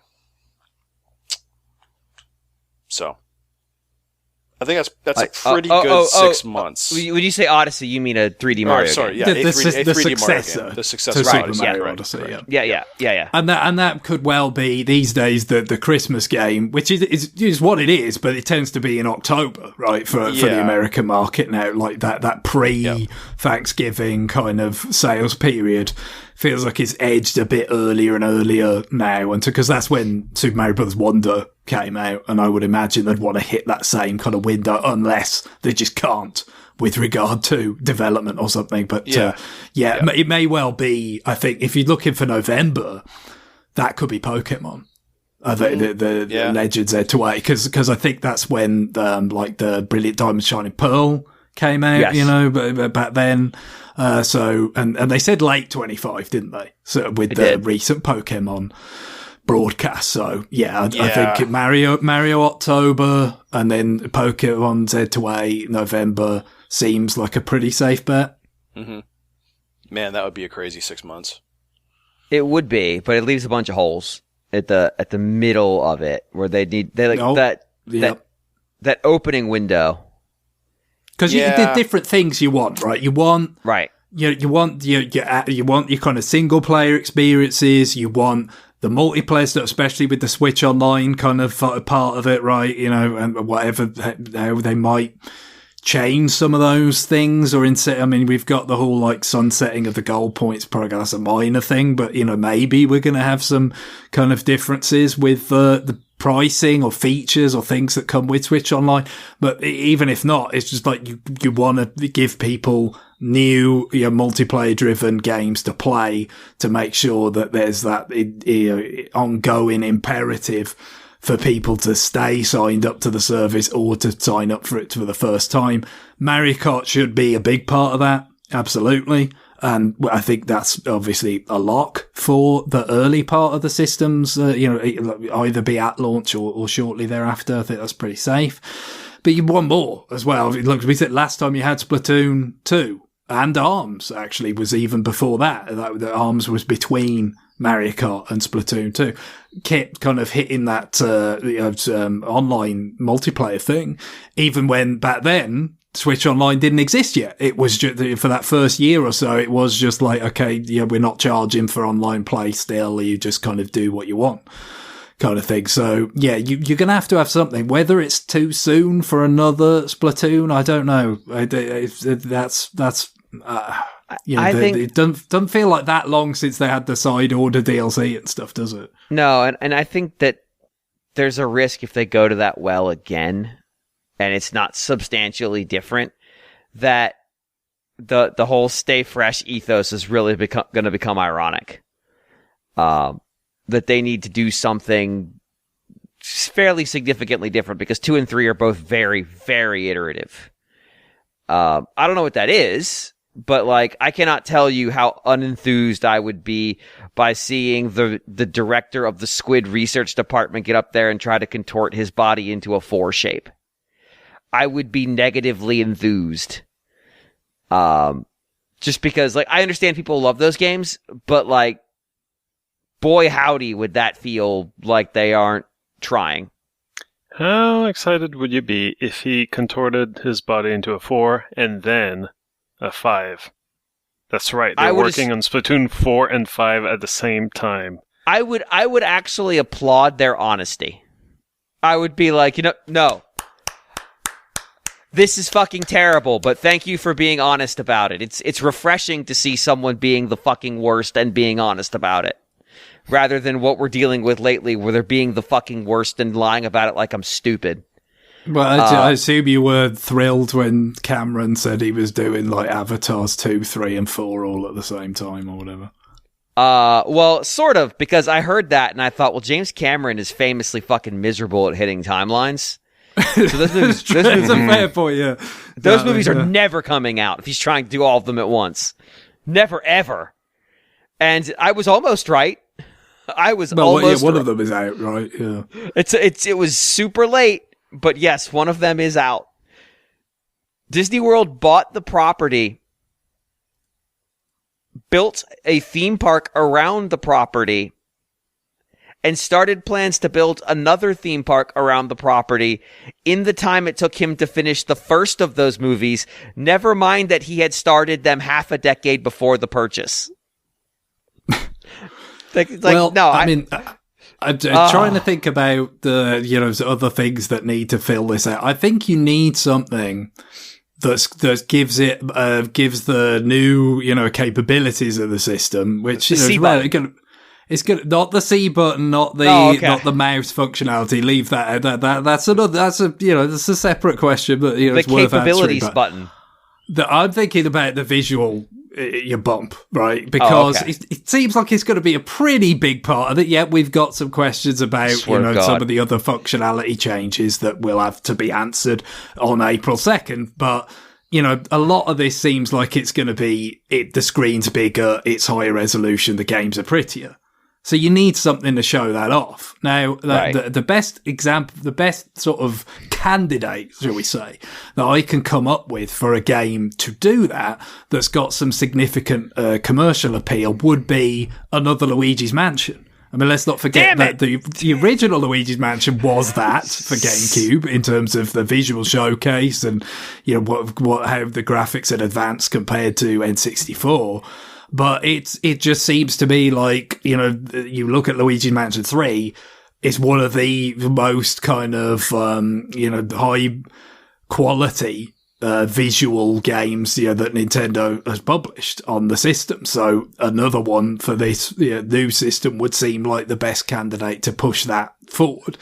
I guess it was like 3 years ago that Next Level Games did Mario Strikers, which admittedly is a relatively modest game in its scope and everything. It was just kind of another like multiplayer, software lineup, sort of a box checker kind of for that year. I played it quite a bit. I've enjoyed it, but it's a simple game. There's not that much of a scope to it. So, and they would have been able to start Mario or Luigi's Mansion well before that game came out. Luigi's Mansion 3 was 2019, so it's 6 years ago at this point, so maybe it's not too optimistic. It sold a shitload of units. It was very successful, and like I said, even if it wasn't quite as successful, I feel like you've got to have something to show off what this system could do, to say, there's a good reason why you want to pay however much you're going to have to pay, and that's obviously a big subject that I guess we're going to have to tackle here.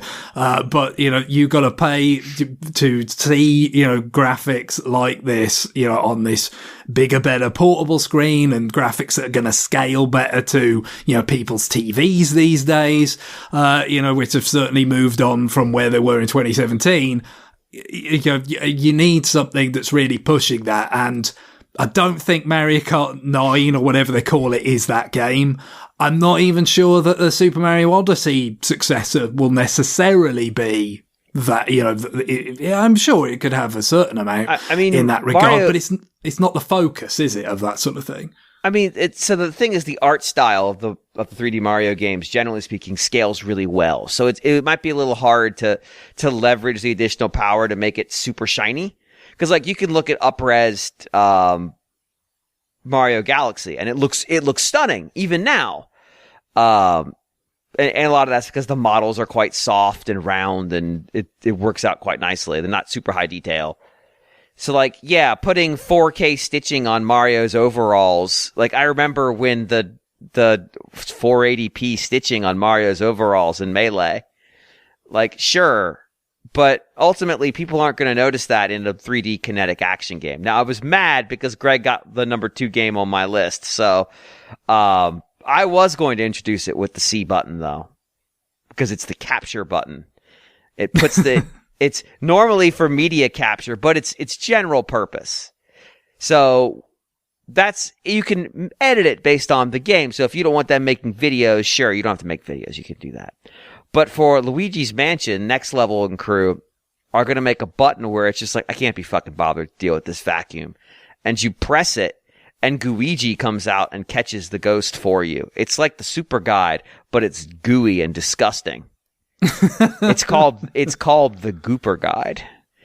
And that is what the capture button does in that game. Most games it's just going to take a screenshot, but for the more inspired developers, the developers who didn't just read any amiibo you put and just give you a random item, the ones who went through the whole fucking list and did something, for those people, the capture button can mean whatever their heart desires. And for them, so for Pokemon, it's just going to take pictures, despite the obvious parallel. Because that's what that team does. But fine, I won't go with Luigi's Mansion. Even though, so I actually think. Well, there is a question of where do you think Luigi's Mansion would fit in from a timeline? Because I could see it being in the first year, but how soon? I have two Nintendo launch games. One is Luigi's Mansion for the single player component. One, although it will have online because they're pushing online.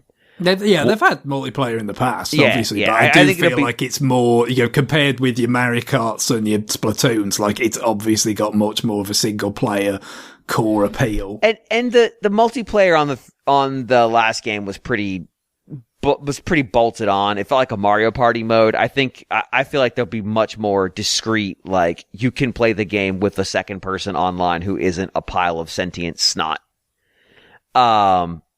What format that takes, I don't know. But I feel like that's maybe it's just Captain Toad. It's Luigi and Captain Toad. I think I solved the problem. But I think that's game one. But you can't launch a console with Luigi's Mansion. You just can't. We know this. Well, I guess they've got history has told us bad this. Experience. The Luigi's Mansion, when it's been launched elsewhere, has done much better. So. Yes, I think part 2 of the launch is the Mario Kart game that we saw, but I think it's going to launch with we talked about this a few weeks ago. I think it's going to launch with a relatively small number of track sets, and that we're going to get major unpaid DLC releases throughout the year around specific holidays tied to events that they can use to remarket the game. So like when the holidays comes along, they'll be able to remarket the game. When there is maybe a lull in their release list, they'll be able to remarket the game. So that game is consistently brought back into the forefront of conversation without needing to be re-released. Yeah. But having an online-centric multiplayer game to start with is vital for them selling online subscriptions. Well, yeah, and I think I think they learned a lot from 8 Deluxe, right? Where they were like, wow, people are still, not only are people still buying it, a lot of their games have had a long tail over the years, but it's still killing it. Yeah, the DLC, it's just, that game is just, I don't even know if evergreen's even the word for that game. It's almost like omnipresent at this point. It's just, right. It's just kept going Evergreen and going. Implies it survives the winter. There was no winter. No, that's the thing. That game was just as popular now as it was when it launched. It just kept selling. And so this is the Mediterranean climate of games. Yeah. I think they just look at it like maybe just like I just said about Monster Hunter, where they realize, Mario Kart, saying like, oh, they realized the popularity of Mario Kart is just like a ridiculous statement. But they realized what the maximum of Mario Kart can be. And how they can actually kind of maximize the money that they get out of it over time. So I don't think that they are probably looking at it like we have to have an absolute ton of tracks at launch, because they know they've actually trained the audience to expect track packs now. Like that stuff is coming, and they have an opportunity now to kind of to flip between. Okay, well maybe we can put out a few free tracks here and there, but then we can also get people, like you said, re-energized and re-interested in the game by saying, oh hey, there's 3 months from now, there's a big track pack coming, and that's going to be paid, but right. Or you can have expansion pack and you just get it. It's just it's yours. It's yours. So I'll go with my other recommendation. My other thought, which is, we talked about it earlier. Koei Tecmo Koei was in the house and offered them 4 fucking Nobunaga Ambitions games, and even Nintendo was like, that's too much. We'll take 2. And Romance of the Three Kingdoms. But as a consequence, this happened as part of negotiation for the next Nintendo-focused Punch-Out game to fill the gap somewhere in the post-released window to second major wave of games window. And so the question is, what franchise? Well, Fire Emblem made sense early in the Switch's life cycle because Fire Emblem was on a major popularity upswing. So, a Warriors game. Sorry.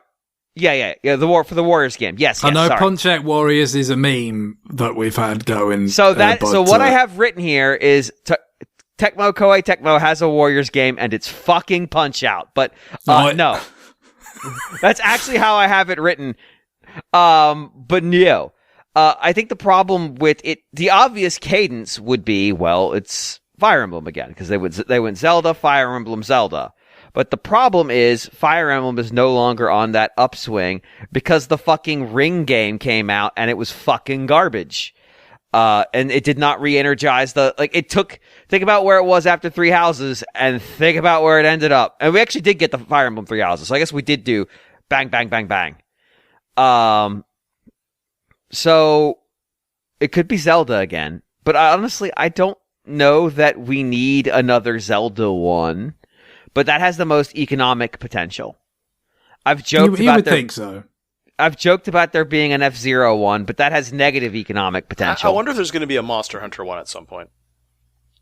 I'm surprised there isn't one, to be honest. Yeah, me too. Yeah, that's true. You think of so many properties that are just a huge deal in Japan, like Gundam or Dragon Quest, like anything that's got that level of like cultural significance in Japan has had a Warrior spin-off. So I assume it's just like they and Capcom have not been able to kind of get an agreeable deal to make it happen. So, a part of it might be that Capcom has their own series, Sengoku Basara, which I will say borrows heavily from the Warriors franchise.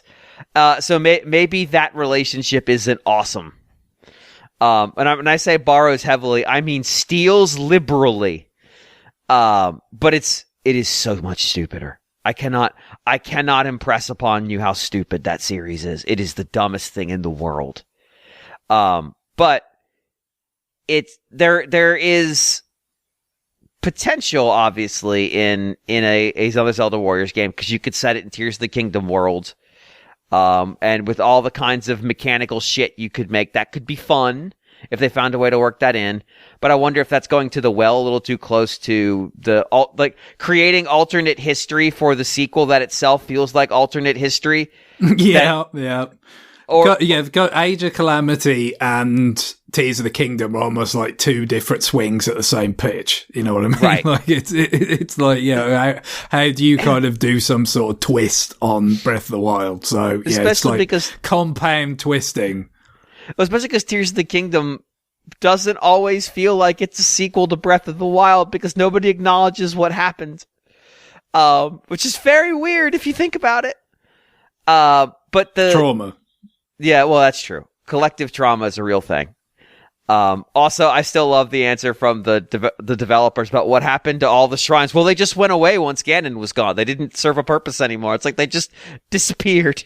It's like, what? Isn't the whole thing that he keeps coming back? Why would you do that? It's fine. Don't worry about it. Don't think too hard. The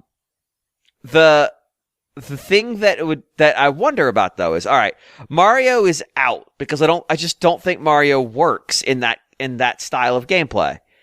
All right. Pokemon is a viable option if the Pokemon Company would play ball. Hey, if you could do Pokemon Nobunaga's Ambition, you can do Pokemon Warriors, surely. I thought about that. I was like, Pokemon would be interesting. Would they play ball? Maybe there might be some concerns about the fact that you would be beating up like 1800 Dugong. It's a game where you literally just go around clubbing seals. So that I kind of looped through the franchise. Kirby's doesn't really work for the same reason Mario does. It's a little too cartoony. And then I realized like the answer might just be some kind of collective where it's and Tecmo Koei, I can never remember what the order is anymore because they changed it at some point. Did that themselves. They called it like Hero Warriors, and it was a bunch of Koei Tecmo series slammed together, and they just sort of jumped between worlds. I think there's some potential there because then the fact that Mario doesn't work doesn't matter. It only has to not work for a couple levels and you're good to go. And then you could bring other stuff in. I think there's like, it's no less insane than Mario and Rabbids Kingdom Battle. So like, fuck it. Let's roll. Oh yeah, that was highly, highly improbable, wasn't it? Yeah, so like some kind if it hadn't been leaked to high heaven, I mean, that really would have caught people off guard. I cannot express to you the degree to which that game is leaked. It was beyond anything I've ever seen. If I'm holding the press material they give to internal Ubisoft people, that's a bad sign. And people were holding that press material. Like, it was that leaked. So, yeah, I would say that there is enough stuff out there that, like, there will be a Nintendo Warriors game. I think the idea of it being sort of like an omni Nintendo project would be really cool. I think Pokemon is probably the ideal, but I just don't know that they're going to be able to make that work just because of the imagery of you going around and just clubbing the shit out of Rapidashes. Probably isn't something. They've got a lot of Pokemon. They could selectively, employ ones they feel are, most not clubbable. Upsetting to kill en masse. I am gonna fuck up some Pikachu. Just so many of them. Piles and piles of Pikachu bodies. No, that's not gonna work. Pidgeys, my friend. I would love that. Oh my god. So many dead Zubats. Yep. Thousands of dead Zubats. But there's going to be one of these. It's going to get announced for the system. It's going to perform better than any of the previous ones have ever performed. It should be Punch-Out. It will be Punch-Out. I'm going to stick to it being Punch-Out. Make Punch-Out Warriors, you cowards. It's been a while since the last Fire Emblem Warriors, and that has to be because it also, Fire Emblem Mainline, has got to be on the table for this time period. So right? that is on my list of other possibilities. I really do think. Well, one, I'm quite confident one's in development. The other thing I was thinking about for this would be a Xenoblade one. But I don't know that Takahashi's going to let somebody make a Xenoblade story without him. Yeah, I think it would be fun, but I don't know whether that's something that they want to, engage with. But at the same time, if they said you can write the story, he would write the most insane fucking bullshit. But I could absolutely see one where they just bring the cast of those games together because you can justify it. That's the funniest part. It's totally justifiable. And he'd be down for that, I bet. But also they could spoil 3 games in one game, which would be amazing. But yeah, Pokemon one would be fun. I one time joked about there being a Mario Kart Warriors, which I think would be very stupid and funny. But yeah, I think the big Punch-Out. There is a non-zero chance someone at Nintendo and or a Koei Tecmo branch America has read the Make Punch-Out Warriors, you cowards, and that's very funny to me. I know at least one of my dumb articles has been read by some people, and that's the funniest shit in the world. That is the funniest shit in the world to me. 1-2 Switch Warriors. God damn it. I forgot about that one. That's it. That's the Horse Show Pony. Horse Show Pony's the final boss. Done. Finished. Now, see, I'm just wish casting. It won't be the Horse Show Pony show.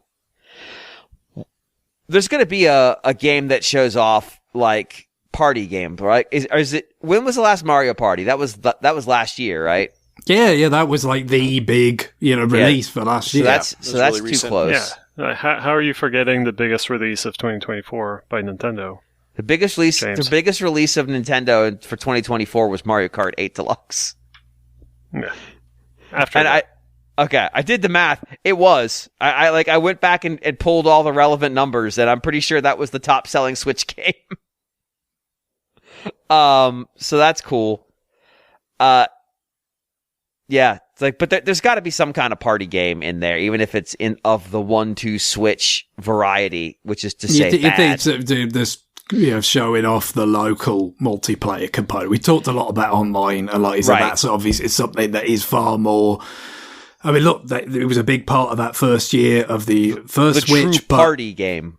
It's a lot more. It's online is even more important now because they actually have an online business. They are selling it, and they have a bunch of subscribers that they want to keep online and playing and for it. But yeah, you've got to have a local component as well, which stuff like Mario Kart can work that to a degree, but something that's a bit more dedicated and maybe is going to have that kind of angle of these particular new elements of the system, like the Joy-Con functionality that we've seen and stuff. Seems likely. I don't know what form it would it be, more like a WarioWare or more like a, which we also got recently. Yeah, that was a recent thing as well, wasn't it? Yeah, I mean, obviously with everybody wants to switch, that was done a long time before it was eventually kind of unceremoniously that was done before it was conceived. Yeah, so I don't know, but maybe something that general kind of spirit, but not anything that explicitly ties to it. It would seem fairly likely for that to come early. It's so bad. It's so bad. I don't understand why it even exists. Like it is actually a non-explicable product. I mean, one question is like if we're, because we're kind of assuming that a Mario game in October that's going to be something in the vein of Odyssey. Maybe it could be more open. Maybe it could be less. It could be like the Bowser's Fury thing. Yeah, on a bigger scale, like more but we don't know, right? But we're kind of assuming that Mario is going to, 3D Mario, that's going to be the thing. So you do have you got a role for something in the side-scrolling department, right? Is that, what character or what approach could you do to sell a side-scrolling kind of platformer? In that, because I mean, Kirby was conspicuous by its absence last year because there's almost always something Kirby. But then again, you could get something Kirby for Switch 1 because Kirby has that role of, a bit like Pokemon, with some similar things in terms of the ownership of the characters, sort of just like, well, they sort of end up seeing off the older system because they tend to have games late on, the systems that have higher install base. But I would still think maybe that's somewhat possible. The other part of it I would say you could consider is DK. Because it does kind of feel like they've been gearing up for DK. I mean, a lot of it's with the theme park and the Mario movie, which doesn't necessarily have to have that much ramifications for like what they're doing with games. But, obviously they had the DKC Returns port just come out. I don't know quite how much recently. Effort that took. Yeah, that was very, that was like a very, sort of, there's farming it out and then there's farming it all the way out to Forever Entertainment. I mean, that's pretty far away for them. It's not like one of their more like close and consistent partners that they work with, but they did it. So I guess, the question, could you have an original DK game for the first time in more than a decade, maybe fill that side-scrolling platform? To be fair, does it even have to be side-scrolling? I mean, one thing I think would be interesting, because as much as I like those especially they sell really well though. Side-scrolling games sell really well. Yeah, that's the thing. But I will say, I would be, not so much necessarily like a prediction, but something I think would be interesting is like, what is the DKC equivalent of Kirby in the Forgotten Land or Super Mario 3D Land? Where it's like a 3D DK, but it's very much like a side, like a linear control. It's not open. I have literally adapted the 2D game to 3D. But in a 3, like, have it seen, I think, certainly 3D Land, 3D World did it well. I think Kirby, the Kirby's take on that kind of formula was pretty good too. That is another interesting sort of possibility, but like I said, then you're getting a bit away from that idea of, like you said, side-scrolling platformers. They're kind of solid, dependable things you can put out to kind of generate some sales, and certainly the original DKC Returns did sell well, so you might end up just going that way. I would say that the only downside with that would be it would almost certainly preclude Luigi's Mansion in that respect.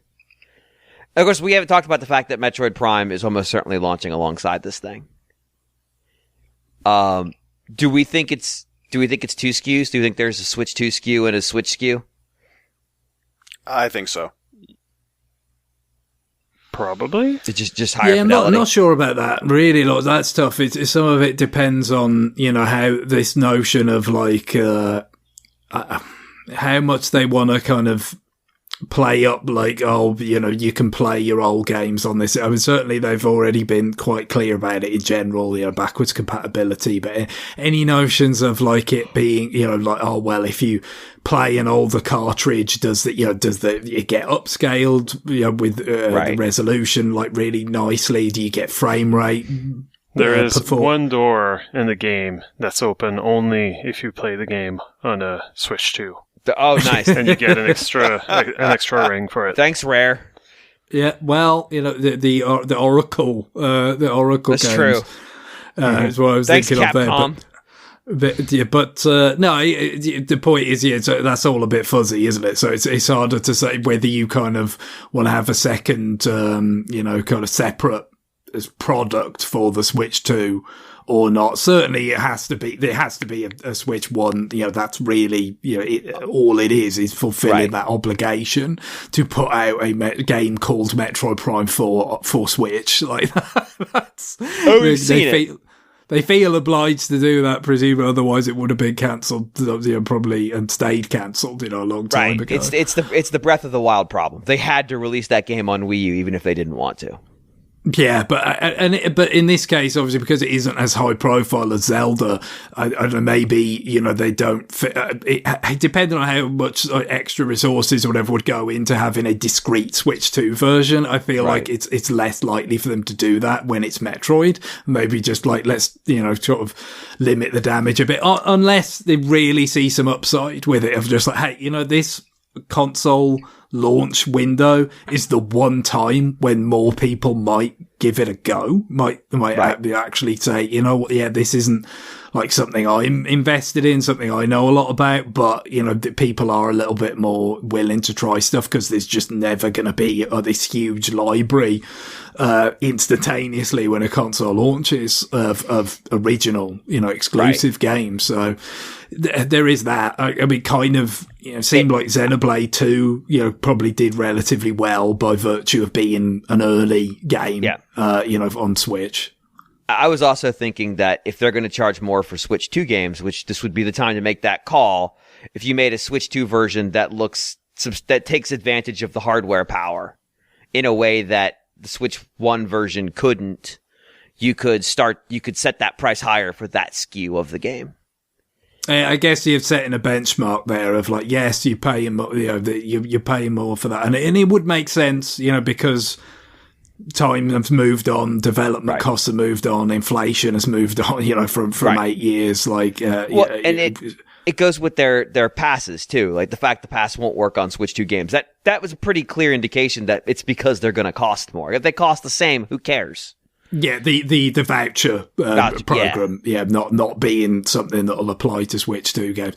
No, exactly. Yeah, I think we're all kind of ready for that. And yeah, in this case, they could sort of boil it down a bit and say, well, yeah, here's the price increase is there to see, but it's manifesting in like, but it's better somehow. So, you're actually, we're not just putting the price up, you're getting more for your money. If they think it reinforces that argument, perhaps, I don't know. My instinct is just to say, they're going to fulfill the obligation with Metroid Prime 4 for Switch 1 and leave it at that. And maybe it could have some, it might look, will possibly run a little bit better on the successor platform if they've kind of taken that into account, but nothing that would be on the scale of like, let's have a separate product. Fair. All right, let's talk price and release date.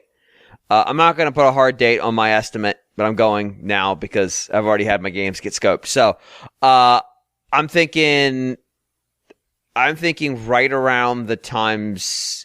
So we're getting this on April. We know there's demo days through June, I believe.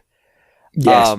I'm thinking we get this thing in early July, so early summer, which is a weird time to launch a console. Sure, yeah. But I think they want to get it out as soon as they can, because I think part of their goal is to make sure that they've worked out the supply headaches by the holidays, because I think they want this thing to be massively available in the holiday season. Yeah, so because that's obviously going to be when they do. It's always when they do most of their business, right? And of course, that gives them 4 to 5 months to do that. with the original Switch, you were talking about one of those, get it in just at the end of a fiscal year scenarios in March, which gave them even more time to get ready for that first, holiday season on sale.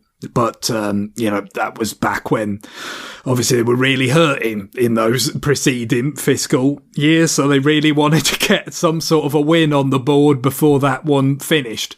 This one, is not the same situation. I do feel like it'll probably be on the earlier end. John had a specific date at the end of June.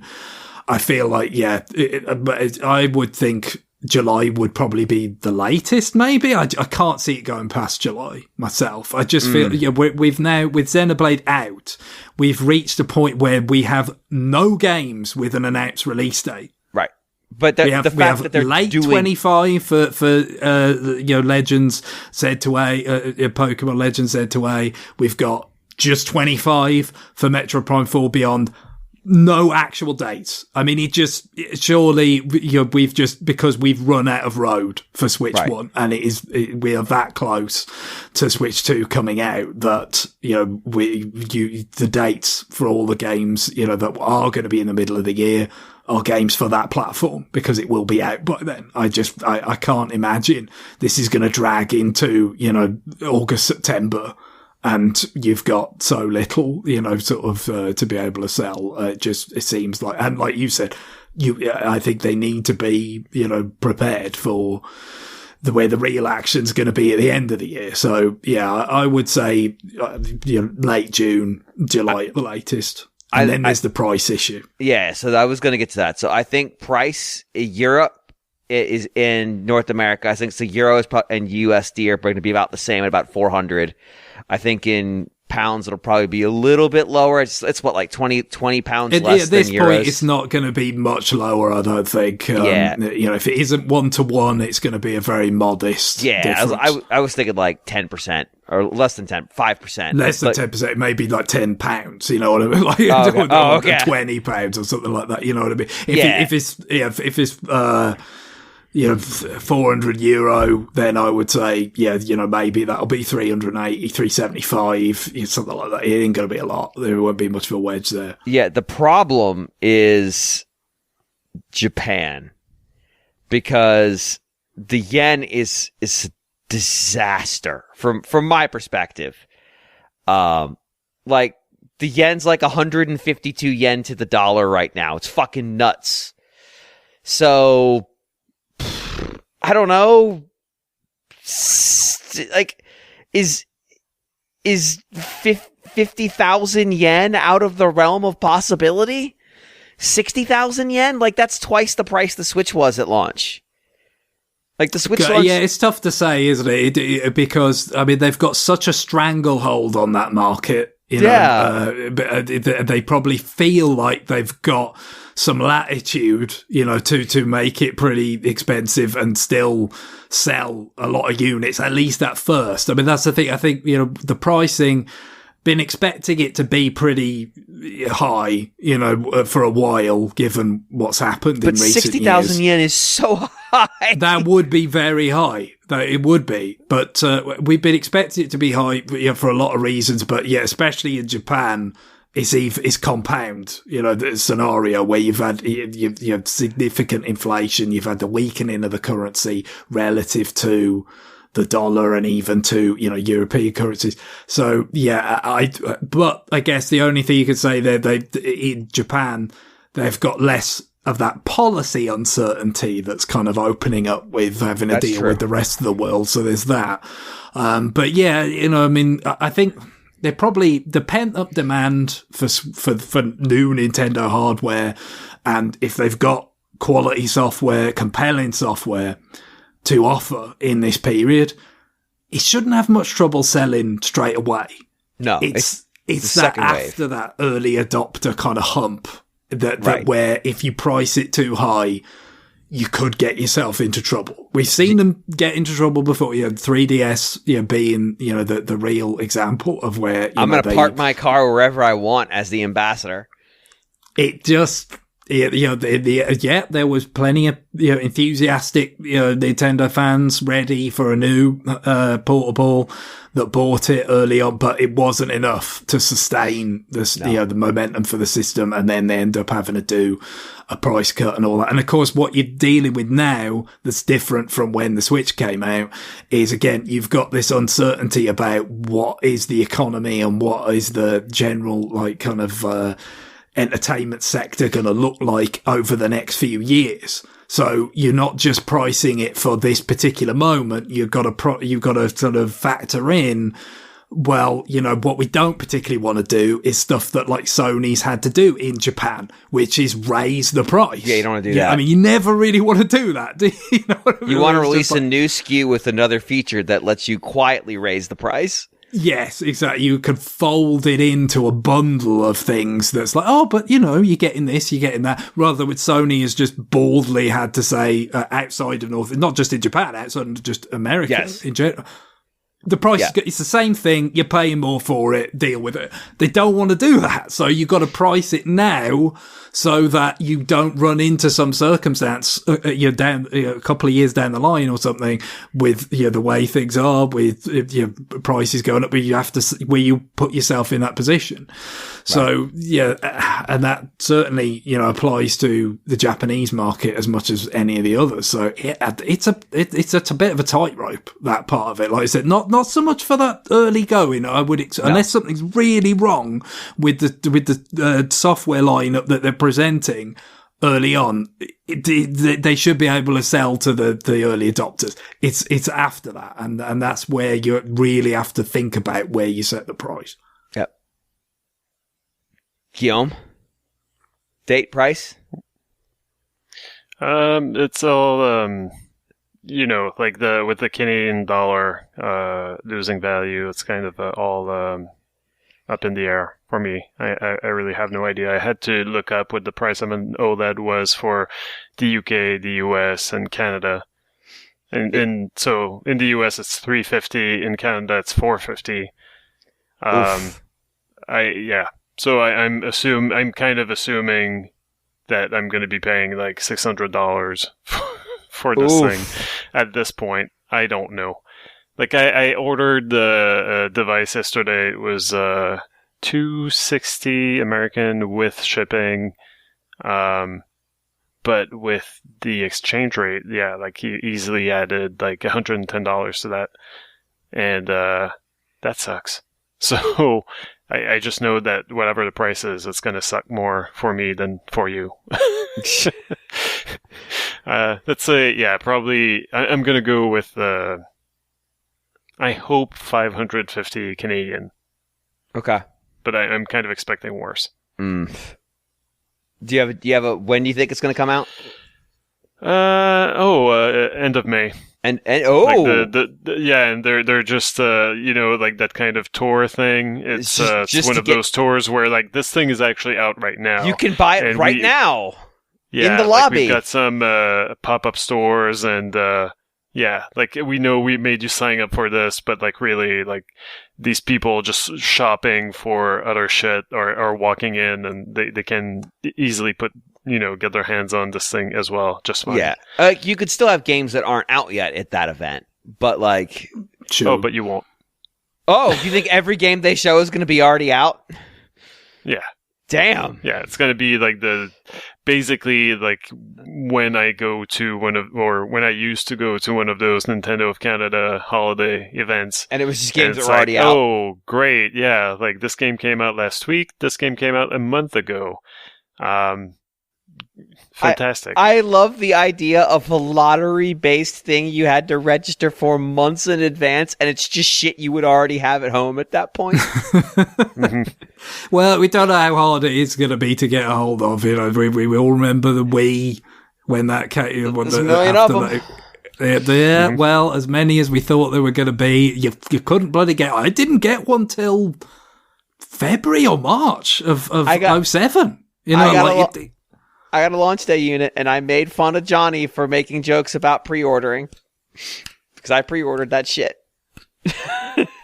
No, I didn't. I was like, well, I could get Zelda on GameCube, and you know, the other stuff, is it that compelling? And, you know, so maybe I'll get one at launch or shortly thereafter. But we'll see, you know, we'll see what the reviews say, and, you know, how much better is Zelda on Wii or this, that, and then of course, yeah, well, that it just totally got shot to shit, that strategy, and it had to wait, you know, a good few months. Well, so I guess, you know, in that sense, maybe people could still be eager to attend an event. That's true. Although, if you are the kind of person that would you're more likely to have figured it out. You bloody well hope they would have pre-ordered, but again, yeah, you've got to be able to afford it, and we still don't know. I mean, that's true. I'm not convinced this isn't going to hit 400 sterling, and then be like maybe a bit above that in euro. We've always thought that it would be relatively cheapest in the US because that A, it is the principal market, and B, it's been the currency that sort of maintained its value while a lot of others have varied over all the sort of years of tumult that we've seen, you know, in the back end of the Switch's life. There are more variables now in that Nintendo will have to consider. In terms of whether, you know, they might, again, to protect themselves against changes in the future, maybe that the US dollar price might have to creep up a little closer to the others. But I wouldn't have thought it'd be very much different from $400. It feels like that's kind of a line, doesn't it? But we don't know exactly what's all in the package that they're trying to, you know, sort of sell. Oh, I think nothing. If you say like £400, then you're saying like I should brace myself for an $850. I would. So Guillaume, have you ever wanted to go to Japan? Because it might be economically viable to just go to Japan and surf the exchange rate. Yeah. Actually, we have plans to go next spring. That might be the way. It might be the way. Like I've told the story on the show before, but I did the math. My Disneyland trip to Los Angeles would have been cheaper to fly to Japan and do it there at their Disneyland. As fast as my currency's value is going down, it's not as fast as the yen. As fast as the yen. That's reassuring, I guess. The yen's an elevator that's got no counterweight. It's just fallen. Oh, Lord. God. Well, emails, you can send them to rfn@nintendoworldreport.com. That's rfn@nintendoworldreport.com. This was a long episode. I apologize for that, Guillaume. But we are going to wrap it here. Greg, you had said that you had music that I sent you, but I can't remember what it was. Well, obviously, look, we had something from Xenoblade X last week, you know, to prepare for the launch of the game. But I kind of wanted to keep the vibe going without, like, just systematically working through the Xenoblade X soundtrack. And I remember that you had sent, you know, a number of suggestions for closing music a while back for something from East 10. Yes. Roman numeral X, that you contended was, you know, could easily fit as a sort of overworld kind of theme. Specifically, I think for the Silverland region, you suggested, in Xenoblade X, it's got that kind of vibe to it. And having listened to it, I don't disagree. I think it would fit, you know, quite well.